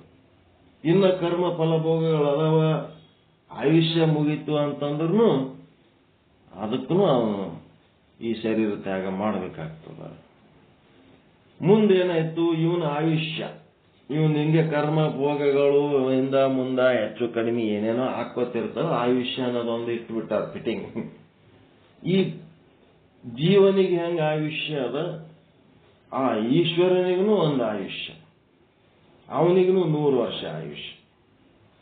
ಅವನು 100 ವರ್ಷ ಆಯುಷ್ಯ ಆಯ್ತಂತಂದ್ರ ಅವನೇನ್ ಮಾಡ್ತಾನ, ಇಡೀ ಆ 84 ಲಕ್ಷ ಜೀವರಾಶಿಗಳ ಕರ್ಮಗಳನ್ನ ಆಯಾ ಜೀವಿಗಳಲ್ಲಿರುವ ಯಾವ ಶರೀರ, ಲೌಕಿಕ ಕರ್ಮಗಳನ್ನ ಸೂಕ್ಷ್ಮ ಶರೀರದಾಗ, ಆಧ್ಯಾತ್ಮಿಕ ಕರ್ಮಗಳನ್ನ ಕಾರಣ ಶರೀರದಾಗ ಸಂಗ್ರಹ ಮಾಡಿಸ್ತಾನ. ಸಂಗ್ರಹ ಮಾಡಿಸಿ ಆ ಸೂಕ್ಷ್ಮ ಶರೀರವನ್ನ ಒಯ್ದು ಆ ಹಿರಣ್ಯ ಗರ್ಭದಾಗ ಸೇರಿಸ್ತಾನ. ಮತ್ತೆ ಅದರದು ಕಾರಣ ಶರೀರ ತಗೊಂಡೋಗಿ, ಆ ಕಾರಣ ಶರೀರ ಅಂದ್ರೆ ಅವಿದ್ಯೆ ಮಾಯೆ ಅಂತಿರೋದು, ಅದನ್ನು ಇದು ಮಾಯೆ ಒಳಗೆ ಸೇರಿಸ್ತಾನೆ, ಈಶ್ವರನ ಮಾಯೆ ಒಳಗೆ ಸೇರಿಸ್ತಾನೆ. ಜೀವನ ಅವಿದ್ಯೆಯನ್ನ ತಗೊಂಡೋಗಿ ಈಶ್ವರನ ಮಾಯೆ ಒಳಗೆ ಸೇರಿಸ್ತಾನೆ. ಆ ಕರ್ಮ ಫಲಗಳು ಎಲ್ಲ ಓಸು ಸ್ಟಾಕ್ ಮಾಡ್ಕೊಂಡು ಒಯ್ದು ಇಟ್ಟು ಬಿಡ್ತಾನೆ ಒಂದ್ ಕಡೆ. ಮಾವಿನ ಹಣ್ಣುಗಳು ಹೆಂಗ ಕಾಯಿಗಳು ಹಣ್ಣಾಗದ ಕೂಲಿನಾಗ ಮುಚ್ಚಿಟ್ಟಿರ್ತಾರ, ಹಂಗ ಮುಚ್ಚಿಟ್ಟು ಕೂತ್ ಬಿಡ್ತಾನೆ. ಈ ಜಗತ್ತೆಲ್ಲ ಪ್ರಳಯ ಆಗಿ ಹೋಗ್ಬಿಡ್ತದ. ಅಲ್ಲಿ ಏನು ಭೂಮಿ ಇರಲ್ಲ, ನೀರಿರಲ್ಲ, ಗಾಳಿ ಇಲ್ಲ, ಆಕಾಶ ಇಲ್ಲ, ಏನೇನೂ ಇಲ್ಲದಂತ ಒಂದು ಸ್ಥಿತಿ. ಒಬ್ಬನೇ ಆಗಿ ಕೂತ್ ಬಿಡ್ತಾನ. ಒಬ್ಬನೇ ಇದ್ದವನಿಗೆ ಏನಾಗ್ತದ, ಈಗಿನ ಪ್ರಸ್ತುತ ಸೃಷ್ಟಿ ಏನಾಯ್ತು, ಪ್ರಳಯ ಆಗಿ ಹೋಗ್ಬಿಡ್ತು. ಆ ಬ್ರಹ್ಮನ ಈಶ್ವರನ ಒಂದು 100 ವರ್ಷ ಆಯುಷ್ಯ ಆಯ್ತ ಮುಗೀತಂದ್ರ ಅದು ಪ್ರಳಯ ಆಗಿ ಹೋಗ್ಬಿಡ್ತದೆ. ಪ್ರಳಯ ಆಗಿ ಹೋದ್ಮೇಲೆ ಏನಾಯ್ತು, ಆ ಒಂದು ಜೀವಿಗಳ ಕರ್ಮಗಳು ಪ್ರಳಯವಾದ ಹಿಂದಿನ ಆ ಒಂದು ಸೃಷ್ಟಿಯ ಜೀವಿಗಳ ಕರ್ಮಗಳು ಫಲ ಕೊಡುವುದಕ್ಕೆ ಪಕ್ವವಾದಾಗ, ಅಂದ್ರೆ ತಿರೋಧಾನ ಅವಸ್ಥೆಯಿಂದ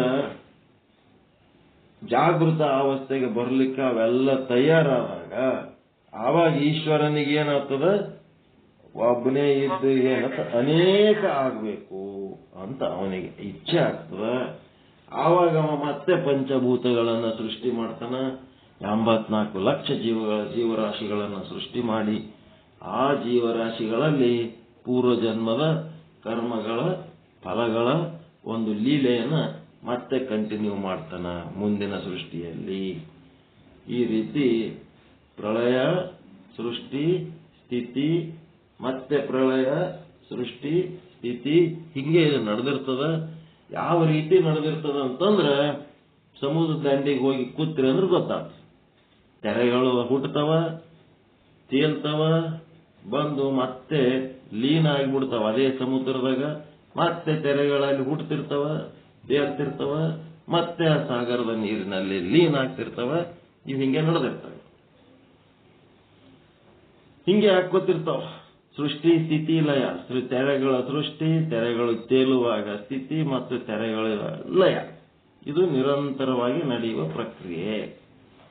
ಹಿಂಗಾಗಿ ಪ್ರಳಯನೂ ದೊಡ್ಡ ವಿಷಯ ಅಲ್ಲ, ಸೃಷ್ಟಿನೂ ದೊಡ್ಡ ವಿಷಯ ಅಲ್ಲ, ಸ್ಥಿತಿನೂ ದೊಡ್ಡ ವಿಷಯ ಅಲ್ಲ. ಯಾವುದು ದೊಡ್ಡ ವಿಷಯ ಅಂತಂದ್ರೆ, ನಾವು ಪರಮಾತ್ಮನನ್ನು ಅರಿಯುವುದು, ಪರಮಾತ್ಮನಲ್ಲಿ ಬೆರೆಯುವುದು, ಪರಮಾತ್ಮ ಸ್ವರೂಪರೇ ನಾವಾಗುವುದು. ಇದು ಮುಖ್ಯವಾದ ವಿಷಯ, ಇದು ದೊಡ್ಡ ವಿಷಯ. ಹುಟ್ಟು ಸಾವುಗಳು ಇವು ದೊಡ್ಡ ವಿಷಯ ಅಲ್ಲವೇ ಅಲ್ಲ. ಇವುಗಳಿಗೆ ಏನು ಅಂತ ಮಹತ್ವ ಕೊಡೋ ಅವಶ್ಯಕತೆ ಇಲ್ಲ.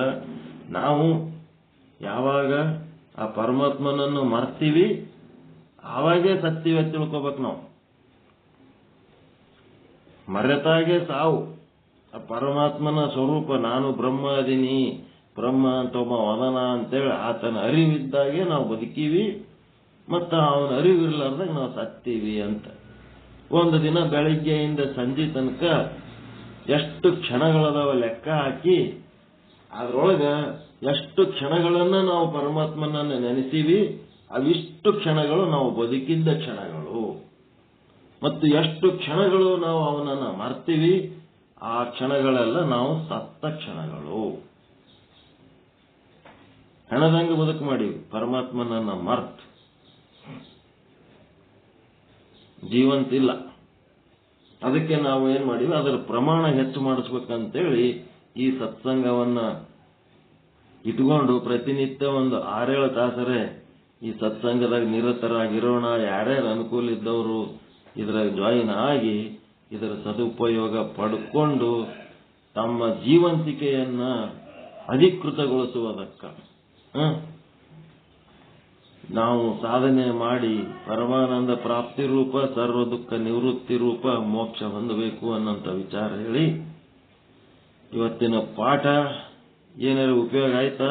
ಪ್ರಳಯ ಆಗುವ ಮುನ್ನ ನಮ್ಮ ಜೀವನ ಹೆಂಗಿರಬೇಕು, ಪ್ರಳಯ ಸಾರ್ಥಕ ಆಗ್ಬೇಕಾದ್ರೆ ಏನ್ ಮಾಡಬೇಕು ಅನ್ನೋದು ಮಾರ್ಗದರ್ಶನ ಸಿಗ್ತಾ ಇಲ್ಲ. ಎದ್ರ ಬಗ್ಗೆ ಚಿಂತೆ ಮಾಡಬೇಕು, ಎಂತ ಕೆಲಸ ಮಾಡಬೇಕು, ಎಂತ ಆಲೋಚನೆಗಳಿರ್ಬೇಕು, ಎಂಥದ್ದು ಮಾಡಿದ್ರೆ ಏನಾಗ್ತದ, ಎಲ್ಲ ವಿಚಾರಗಳು ಇವತ್ತ ಹೇಳಲಾಗಿದೆ. ನಾಳೆಗೆ ಏನ್ ಮಾಡ್ತೀವಿ, ಪ್ರಳಯ ಅನ್ನುವ ನೋಟ್ಸ್ ಏನದ 5 ನಿಮಿಷದೊಳಗೆ ಅದನ್ನ ಒಂದು ಸಾರಿ ಓದ್ತೀವಿ. ಓದುವಾಗ ನಿಮಗೆ ಏನಾದರೂ ತಿಳಿದಿದ್ದಿಲ್ಲ ಅಂತಂದ್ರೆ ಮತ್ತೊಂದು ಸಾರಿ ತಿಳ್ಕೊಳ್ರಿ. ಯಾಕಂದ್ರೆ ಇದು ಪ್ರತಿಯೊಬ್ಬರಿಗೆ ವೈಯಕ್ತಿಕವಾಗಿ ಸಂಬಂಧಪಟ್ಟಂತ ವಿಷಯ. ಜನನ ಮರಣ ಸಾವು, ಈ ಜಗತ್ತಿನ ಸೃಷ್ಟಿ ಸ್ಥಿತಿ ಲಯ ಇವು ನಿಮಗೆ ಸಂಬಂಧ ಇಲ್ಲ. ಪಿಂಡಾಂಡದ ಜನನ ಉಪಜೀವನ ಸಾವು, ಪಿಂಡಾಂಡದೊಳಗೆ ನಡೆಯೋದು ಜನನ ಉಪಜೀವನ ಸಾವು. ಮತ್ತೆ ನಿಜ ಜೀವನ ಅಂದ್ರೆ ತುರ್ಯಾವಸ್ಥೆ.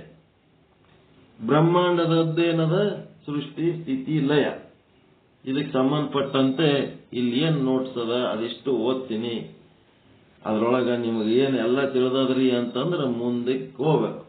ಏನಾಯ್ತು, ಪ್ರಳಯ, ಈಶ್ವರ, ಮಾಯೆ ಎಲ್ಲದ್ರ ಬಗ್ಗೆ ಸ್ಪಷ್ಟವಾಗಿ ತಿಳ್ಕೊಂಡಿವಿ. ಮುಂದೆ ತಿಳ್ಕೋಬೇಕಾಗಿದ್ದು ಜೀವ ಅಂತ. ಜೀವ ನಮ್ಮದು ಜೀವನ, ಜೀವ ಅಂತ ಏನಂತಿರಲ್ಲ ಅದರ ಬಗ್ಗೆ ತಿಳಿಸಿ ಹೇಳೋರು ಅದರ ಮುಂದೆ. ಓಕೆ. ಪರಮಾನಂದ ಪ್ರಾಪ್ತಿ ಭವ, ಸರ್ವ ದುಃಖ ನಿವೃತ್ತಿ ಭವ, ಇಷ್ಟಾರ್ಥ ಸಿದ್ಧಿರಸ್ತು, ಯಶಸ್ವಿ ಭವ, ಯಶಸ್ವಿ ಭವ. ಜೈ ಶುದ್ಧ ಬ್ರಹ್ಮ, ಜೈ ಜೈ ಶುದ್ಧ ಬ್ರಹ್ಮ. ಓಂ ಶಾಂತಿ ಶಾಂತಿ ಶಾಂತಿ. ಎಲ್ಲರಿಗೂ ಶರಣಾರ್ಥಿ. ಮತ್ತೆ ಯಾರು ನಿಮ್ಮ ಅಭಿಪ್ರಾಯ ವ್ಯಕ್ತಪಡಿಸೋರಿದ್ದರೆ ವ್ಯಕ್ತಪಡಿಸಿರೋ ಒಂದು 5 ರಿಂದ 10 ನಿಮಿಷದೊಳಗೆ ಮಂಗಳಾರತಿ ಮಾಡ್ತಾರೆ.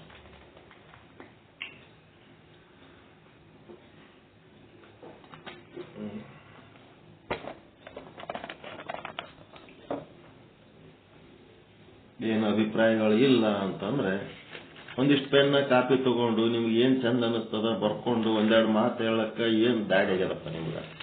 ಗಪ್ ಕುಂದಿರ್ತಿರಲ್ಲ.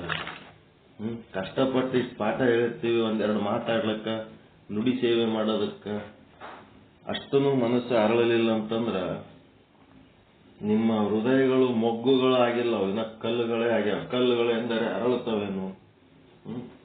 ಸೃಷ್ಟಿ ಸ್ಥಿತಿ ಲಯಗಳ ಆಗ್ಬೇಕಾದ್ರೆ ಈ ಜೀವಗಳ ಕರ್ಮಗಳ ಈ ಸೃಷ್ಟಿ ಸ್ಥಿತಿ ಲಯಗಳಾಗ್ತಾವು. ಈ ಕರ್ಮಗಳೇ ಆ ಈಶ್ವರಗ ಉಪಾದಾನ ಕಾರಣ ಅಂತ ಹೇಳಿ ಇದರಿಂದ ನಮಗೆ ತಿಳಿಸ್ತು.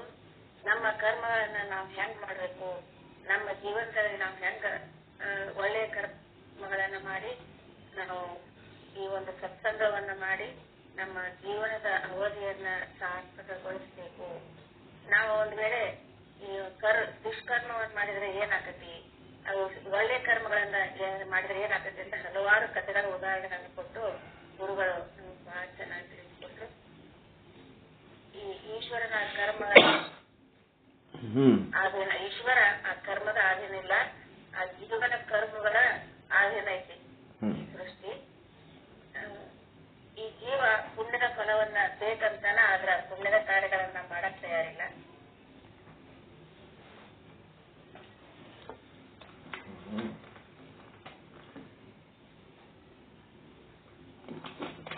ಈಗ ಬ್ರಹ್ಮಾಂಡದ ಸೃಷ್ಟಿಗಾಗ್ಲಿ, ಈ ಪಿಂಡಾಂಡಗಳ ಸೃಷ್ಟಿಗಾಗ್ಲಿ ಈಶ್ವರನಲ್ಲಿ ಅನೇಕ ಆಗ್ಬೇಕು ಅನ್ನಂತ ಇಚ್ಛೆಗಳಿಗಾಗಲಿ ಯಾವುದು ಉಪಾದಾನ ಕಾರಣ?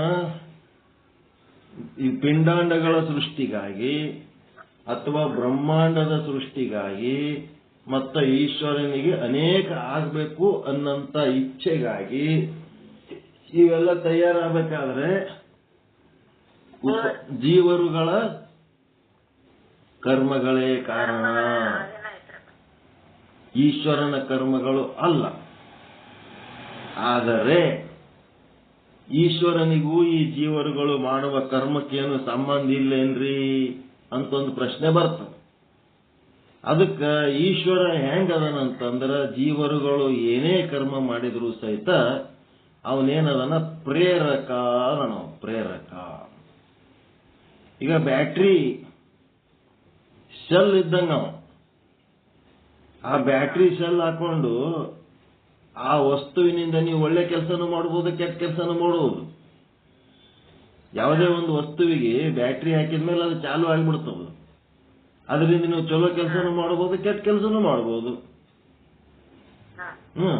ಅಲ್ಲಿ ಏನದ ಆ ಒಳ್ಳೆ ಕೆಲಸ ಕೆಟ್ಟ ಕೆಲಸ ಎರಡೂ ಮಾಡೋದಕ್ಕೂ ಹಿಂದಿನಿಂದ ಬ್ಯಾಟ್ರಿ ಶಕ್ತಿ ಕೊಟ್ಟವ ಯಾರು?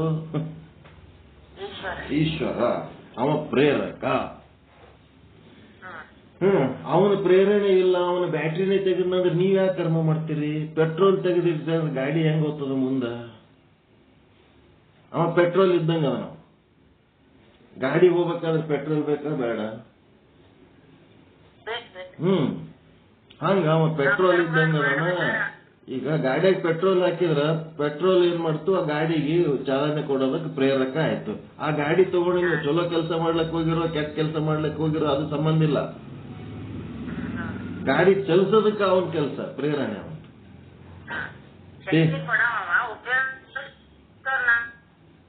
ತೇನವಿನ ತೃಣಮಪಿ ನ ಚಲತಿ. ಚಾಲನೆ ಕೊಡವನು ಅವನು. ಆ ಚಾಲನೆಗೆ ನಿಮಗೆ ಒಳ್ಳೇದ್ ಮಾಡಬೇಕು ಕೆಟ್ಟದ್ ಮಾಡಬೇಕು ಅನ್ನೋದು ನಿಮಗೆ ಬಿಟ್ಟದ್ದು, ನಿಮ್ಮ ವಿವೇಕಕ್ಕೆ ಬಿಟ್ಟದ್ದು, ನಿಮ್ಮ ಸಂಸ್ಕಾರ ಸಂಸ್ಕೃತಿಗಳಿಗೆ ಬಿಟ್ಟದ್ದು. ಕೆಟ್ಟ ಸಂಸ್ಕಾರ ಇತ್ತಂದ್ರೆ ಕೆಟ್ಟ ಕೆಲಸ ಕೆಟ್ಟ ಮಾತು ಕೆಟ್ಟ ಆಲೋಚನೆಗೆ ಹೋಗ್ತೀವಿ. ಒಳ್ಳೆ ಸಂಸ್ಕಾರ ಇದ್ರೆ ಒಳ್ಳೆ ಮಾತು ಒಳ್ಳೆ ಕೆಲಸ ಒಳ್ಳೆ ಆಲೋಚನೆಗಳಿಗೆ ಹೋಗ್ತೀವಿ. ಅದಕ್ಕೆ ಅವನು ಪ್ರೇರಕ. ಮತ್ತು ಜೀವ ಏನು ಕರ್ಮ ಮಾಡ್ತಾನಂದ್ರೆ ಇವ ಕಾರ್ಮಿಕ. ಹೌದಾ ಇಲ್ಲ? ಕರ್ಮ ಮಾಡವ ಕಾರ್ಮಿಕ. ಆ ಕಾರ್ಮಿಕರಿಗೆ ಕೆಲಸ ಕೊಟ್ಟು ಕಾರ್ಮಿಕರಿಗೆ ಪಗಾರ ಕೊಟ್ಟು ಸಾಕವ ಯಾರು? ಮಾಲೀಕ, ಪ್ರೇರಕ. ಇವನೇ ಫ್ಯಾಕ್ಟ್ರಿ ಹಾಕ್ಲಿಲ್ಲ, ಇವನೇ ಪಗಾರ ಕೊಡ್ಲಿಲ್ಲ, ಇವನೇ ದುಡಿಸ್ಕೊಳ್ಳಿಲ್ಲ ಅಂತಂದ್ರೆ ಅವ್ರೇನ್ ಕೆಲಸ ಮಾಡ್ತಾರೆ? ಮತ್ತೆ ಅವ್ರ ಕೆಲಸ ಮಾಡ್ಲಿಲ್ಲ ಅಂತಂದ್ರ ಇವನೇ ಫ್ಯಾಕ್ಟ್ರಿ ನಡೆಸ್ತಾನ. ಇವನೇ ಫ್ಯಾಕ್ಟ್ರಿ ನಡೆಸ್ತಾನ. ಕಾರ್ಮಿಕರು ಕೆಲಸ ಮಾಡ್ಲಿಲ್ಲ ಅಂತಂದ್ರೆ ಏನ್ ಇವನೇ ಒಬ್ಬನೇ ನಡೆಸ್ತಾನ ಫ್ಯಾಕ್ಟ್ರಿ? ಅದಕ್ಕೆ ಈಶ್ವರ ಏನದನ ಮಾಲೀಕ ಅದನ, ಪ್ರೇರಕ ಅದನ, ಜೀವ ಏನದನ ಕಾರ್ಮಿಕ ಅದನ. ಈಗ ಒಂದು ಹೊಸ ಫ್ಯಾಕ್ಟ್ರಿ, ಒಂದು ಫ್ಯಾಕ್ಟ್ರಿಯಾಗಿ ದುಡಿದು ಮಾಲೀಕ ಮತ್ತು ಕಾರ್ಮಿಕರು ಎಲ್ಲ ಕೆಲಸ ಮಾಡಿದ್ಮೇಲೆ ಜಗ್ಗಿ ಲಾಭ ಆದ್ಮೇಲೆ ಅವ ಮಾಲೀಕ ಏನ್ ಮಾಡ್ತಾನ? ಇನ್ನ ಒಂದು ಫ್ಯಾಕ್ಟ್ರಿ ಹಾಕ್ತಾನ. ಇನ್ನ ಒಂದು ಫ್ಯಾಕ್ಟ್ರಿ ಹಾಕಿದ ಹೊತ್ನಾಗ ಎಲ್ಲಾ ಕಾರ್ಮಿಕರು ಏನಂತಿರ್ತಾರ? ನಮ್ಮ ಮಾಲಕರು ಹೊಸ ಫ್ಯಾಕ್ಟ್ರಿ ಹಾಕ್ಯಾರ, ಒಳ್ಳೆ ಕೆಲಸ ಮಾಡಿದ್ರು ಅಂತ ಕೆಲಸದವ್ರು ಅಂತಿರ್ತಾರ. ಅವ ಮಾಲೀಕ ಏನಂತಿರ್ತಾನ? ನೀವೆಲ್ಲರೂ ದುಡಿದು ಲಾಭ ಮಾಡಿರಿ ಅಂತೇಳಿ ಇನ್ನೂ ಒಂದು ಫ್ಯಾಕ್ಟ್ರಿ ಹಾಕ್ಲಕ್ ಆಯ್ತಪ್ಪ. ಕಾರ್ಮಿಕರು ದುಡಿಲಿಲ್ಲ ಅಂತಂದ್ರೆ ಲಾಭ ಆಗಿದ್ದಿಲ್ಲ ಅಂದ್ರೆ ಇನ್ನೊಂದು ಫ್ಯಾಕ್ಟ್ರಿ ಹೆಂಗ ಹಾಕ್ತಾರ?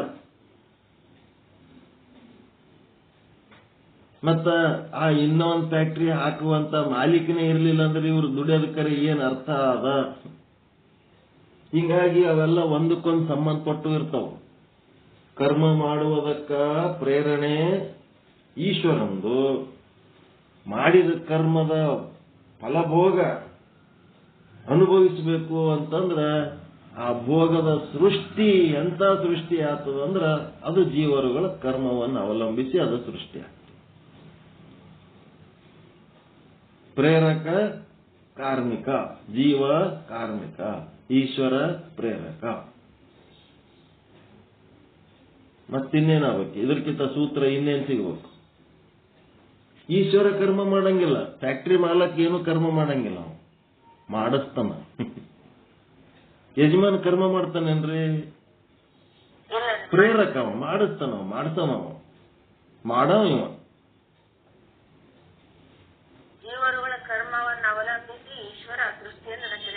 ಸೃಷ್ಟಿ ರಚನೆ.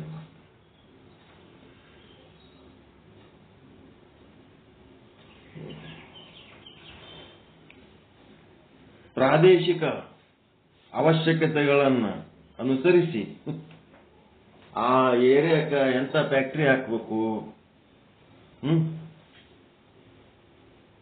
ಆ ಏರಿಯಾದಾಗ ಎಂತ ಫ್ಯಾಕ್ಟರಿ ಹಾಕ್ಬೇಕು, ಆ ಏರಿಯಾದ ಜನರಿಗೆ ಏನು ಮಾಡಿದ್ರೆ ಅನುಕೂಲ ಆಗ್ತದ, ಅದನ್ನೆಲ್ಲ ನೋಡಿ ಹಾಕ್ತಾನೆ. ಎಲ್ಲಿ ಬೇಕಲ್ಲಿ ಏನ್ ಬೇಕಾದ ಹಾಕಿದ್ರ.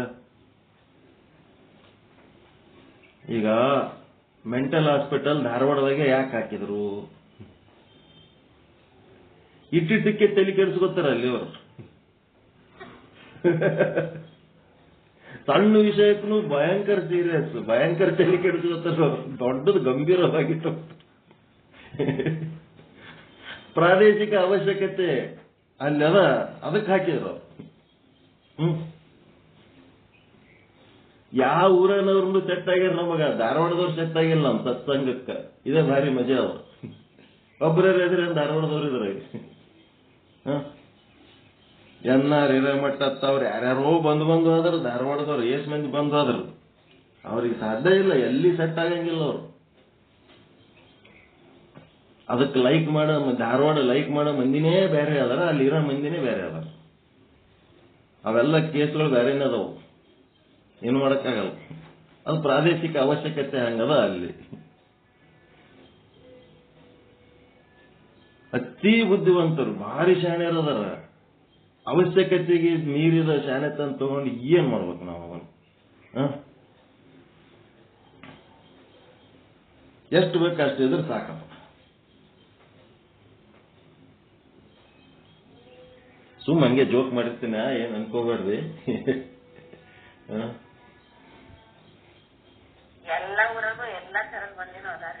ಎಲ್ಲಾ ಊರಾಗ ಎಲ್ಲಾ ತರದ ಮಂದಿ ಇದ್ರೆ ಮತ್ತೆ ಗೋಕಾಕ್ನಾಗ ಯಾಕೆ ಮೆಂಟಲ್ ಹಾಸ್ಪಿಟಲ್ ಹಾಕಿಲ್ಲ ಹೇಳಿ? ಎಷ್ಟು ಬೇಕು ಅಷ್ಟದಾರ. ಅನಾವಶ್ಯಕ ಅತಿ ಬುದ್ಧಿವಂತಿಕೆ ಇಲ್ಲ ಅಲ್ಲಿ. ಅಲ್ಲಿ ಏನದ ವಿಪರೀತದು.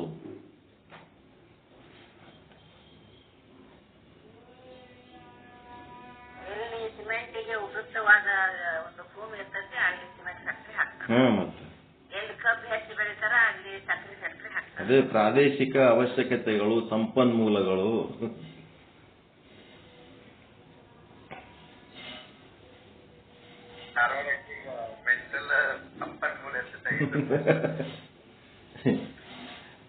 ಅವನಿಗೆ ಹಿರೇಮಠಗ ಮನ್ಯಾಗ ಬಾಡಿಗೆ ಕೊಟ್ಟಾರ.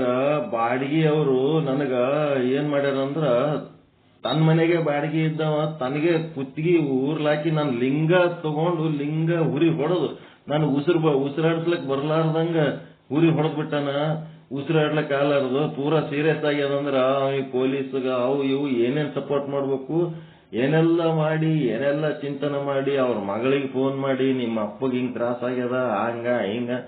ಅವ್ರ ಮಗಳು ಅಚ್ಚ ಅವನಿಗೆ ಬೈಲಕ್ ಹಚ್ಚಿಬಿಟ್ಲು. ಒಳ್ಳೆ ಅವ ಇಂಥವೇ ಮಾಡ್ತಿರ್ತಾನ ಅಂತವ ಮಾಡ್ತಿರ್ತಾನ ಅಂತೇಳಿ ಏನೇನೋ ಅಷ್ಟೆಲ್ಲ ಹೆಲ್ಪ್ ಮಾಡಿದ್ರು ಸಹಿತ ಮತ್ತೇನ್ ಮಾಡೋದ ಪುಣ್ಯಾತ್ಮ, ನಮ್ಮದ್ರಾಗೆ ಒಂದ್ 4 ಮಂದಿಗೆ ತಗೊಂಡು ತಾನು ಬೇರೆ ಸತ್ಸಂಗ ಮಾಡ್ಕೊಂಡ್ಬಿಟ್ಟು ಡಿವೈಡ್.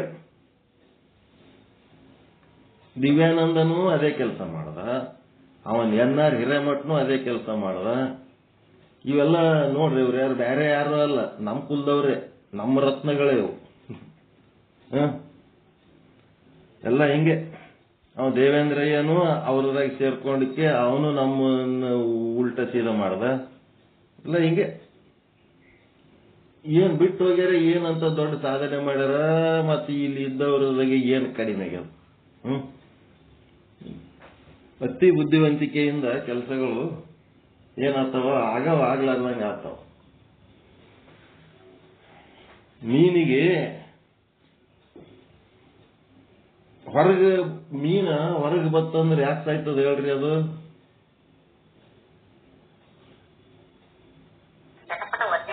ಅದೇ ಅದಕ್ಕೆ ಸಾಯ್ತದ. ನೀರಂದು ಹೊರಗೆ ಬತ್ತಂದ್ರೆ ಯಾಕೆ ಸಾಯ್ತದ ಮೀನು?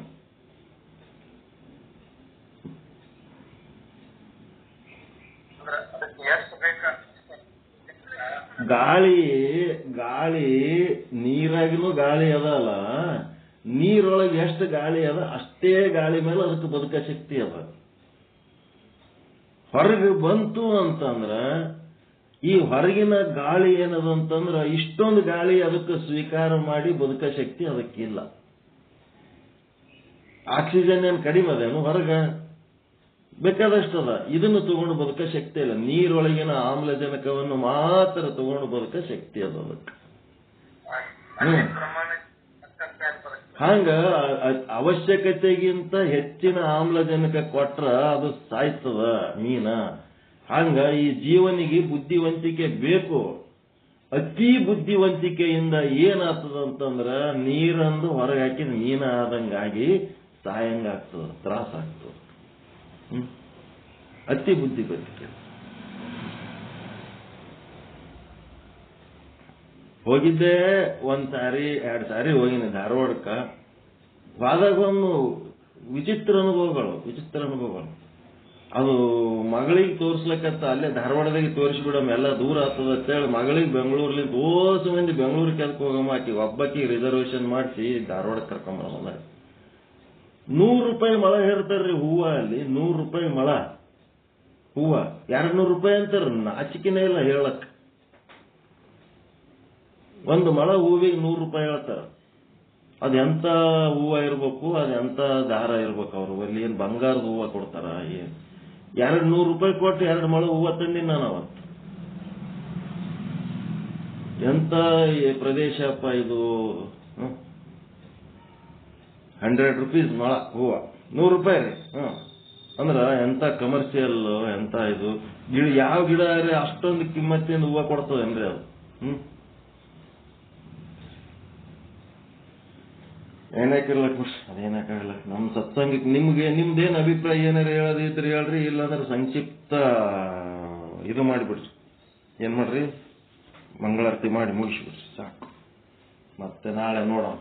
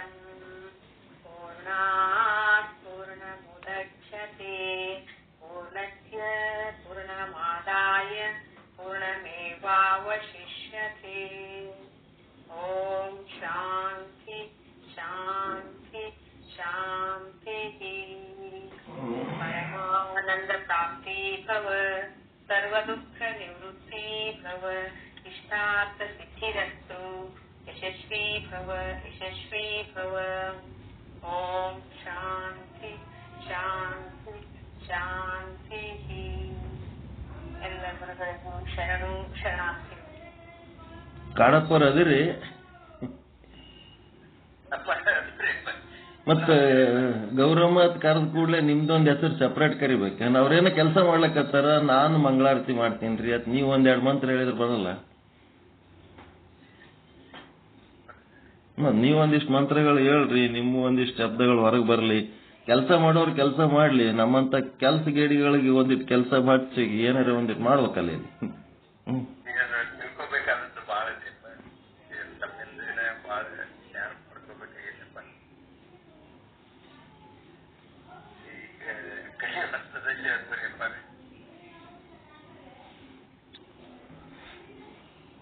ಮಂಗಳಾರತಿ ಯಾರು ಇದ್ದವ್ರು ಮಾಡ್ರಿ ಅಂತ ಹೇಳಕತ್ತೀನಿ. ಉಳಿದದ್ದೆಲ್ಲ ಆಮೇಲೆ ಮಾತಾಡೋಣ.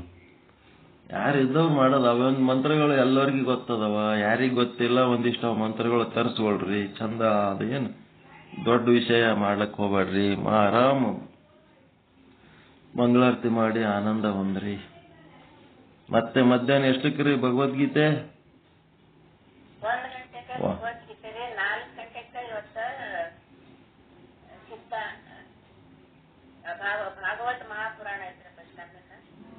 ಇವತ್ತು ಭಾಗವತದನ್ರಿ? ಹಾ, ರಾತ್ರಿ 8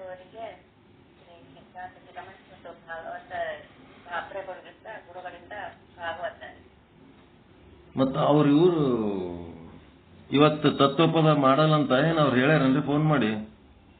ಏನು ಕಮ್ಯುನಿಕೇಶನ್ ಇಲ್ಲ. ನಮ್ಮನ್ನ ಭಾಗವತ ಮಾಡ್ಬಿಡಮ್ಮ. ಅವ್ರು ಬಂದ್ರು ಅಂತಂದ್ರ ಅವರಿಗೆ ಮೀಸಲದು ಸಮಯ. ಬಂದ್ರಂತಂದ್ರೆ ಅವ್ರಿಗೆ ಕೊಡ್ರಿ, 1 ತಾಸು ಅವ್ರ ಸತ್ಸಂಗ ಏನ್ ಮಾಡ್ತಾರ ಮಾಡ್ಲಿ. 4 ರಿಂದ 5 ಗಂಟೆಗೆ ಭಾಗವತ. ಶಿವರಾಜ ಗುರುಗಳು ಬರ್ಲಿಲ್ಲ ಅಂತಂದ್ರೆ 4 ಗಂಟೆಗೆ ಭಾಗವತ. ಬಂದ್ರು ಅಂತಂದ್ರೆ 5 ಗಂಟೆಗೆ ಭಾಗವತ. ಪ್ರತಿದಿನನೂ ಅಷ್ಟೇ. ಅವ್ರು ಯಾರು ಬರ್ಲಿಲ್ಲ ಅಂತಂದ್ರೆ 4 ಗಂಟೆಗೆ ನಮ್ಮದು ಭಾಗವತ ಚಾಲು ಮಾಡ್ಬಿಡೋದು. ದಿನ ಭಾಗವತ.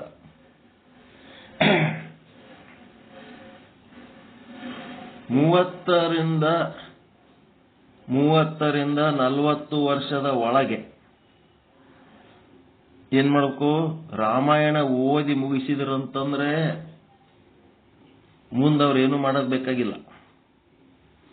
ಒಂದು ವೇಳೆ 30ರಿಂದ 40 ವರ್ಷದ ಒಳಗೆ ರಾಮಾಯಣ ಓದ್ಲಿಕ್ಕೆ ಆಗಿದ್ದಿಲ್ಲ ಅಂತಂದ್ರೆ 60 ವರ್ಷದ ಒಳಗೆ ಮಹಾಭಾರತ ಆದ್ರೂ ಓದಿ ಮುಗಿಸ್ಬೇಕು. ಒಂದು ವೇಳೆ 60 ವರ್ಷದ ಒಳಗೆ ರಾಮಾಯಣ ಮಹಾಭಾರತ ಎರಡೂ ಓದಿದ್ದಿಲ್ಲ ಅಂತಂದ್ರೆ 60ರ ನಂತರ ಸಾಯುವ ತನಕ ಭಾಗವತ ಓದ್ಕೋತ ಸಾಯ್ಬೇಕು. ಇಷ್ಟದ ನೋಡ್ರಿ ಶಾಸನ. ಅದು ಮುಗಿಯಂಗಿಲ್ಲ, ಅಷ್ಟು ದೊಡ್ಡದದು ಭಾಗವತ. ಓದ್ಕೋತ ಹೋಗೋದು ಹಂಗೆ ಭಾಗವತ ಮಹಾಪುರಾಣ. ಈಗ ಸದ್ಯ ನಾನು ನಿಮಗೆ ಬ್ಲೂ ಪ್ರಿಂಟ್ ಕೊಡ್ತೀನಿ.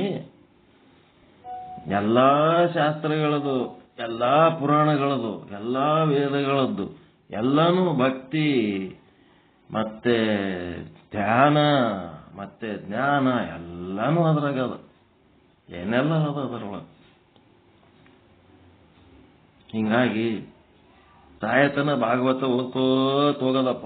ಏನೇನಾಗ್ತದ ಆಗ್ಲಿ. ಪರಮಾತ್ಮ ಶಿವ ಅಂತ ಇಲ್ಲಿ ಅಂತೀವಿ, ಅಲ್ಲಿ ನಾರಾಯಣ ಅಂತಾರೆ. ಏನಪ್ಪ, ವಸ್ತು ಒಂದೇ. ಭಕ್ತಿ ಧ್ಯಾನ ಜ್ಞಾನ ಎಲ್ಲಾನು ಅಲ್ಲಿದ್ದುದೇ ಇಲ್ಲಿರ್ತದೆ, ಇಲ್ಲಿದ್ದುದೇ ಅಲ್ಲಿರ್ತದೆ. ಯಾವುದು ಏನು ದೊಡ್ಡ ವ್ಯತ್ಯಾಸಗಳು ಡಿಫರೆನ್ಸ್ಗಳು ಇಟ್ಕೊಂಡು ಏನೋ ಮಾಡ್ಲಕತ್ತೀವಿ ಏನೋ ಮಾಡ್ಬೇಕನ್ನೋದು ಏನು ಅನ್ಲಕ್ ಹೋಗ್ಬೇಡ್ರಿ. ಡೈಲಿ ಭಾಗವತ ಇಟ್ಕೊಂಡ್ಕೊಳ್ಳಿ. ಅವ್ರು ಯಾರು ಮಾಡೋರು ಮಾಡ್ಲಿಲ್ಲ ಅಂದ್ರೆ ನಮ್ಗೆ ಹೇಳಿದ್ರೆ ನಾವು ಭಾಗವತ ಹೇಳಕ್ ರೆಡಿ ಇರ್ತೀವಿ. ತಿಳಿದೇ ಇರಲಿ, ಓದ್ಕೊತ ಹೋಗೋದಪ್ಪ ಹಂಗೆ. ತಿಳಿದೇ ತಿಳಿತು, ತಿಳಿಲಾರ್ದಂಥದ್ದು ಏನಿರ್ತದೆ ಅದರೊಳಗೆ. ಸರಳ ಮಾಡಿ ಬರೆದಿಟ್ಟಾರ. ಓಕೆ, ಎಲ್ಲರಿಗೂ ಶುಭವಾಗಲಿ. ಓಂ ಶಾಂತಿ ಶಾಂತಿ ಶಾಂತಿ. ಶರಣ ಶರಣ.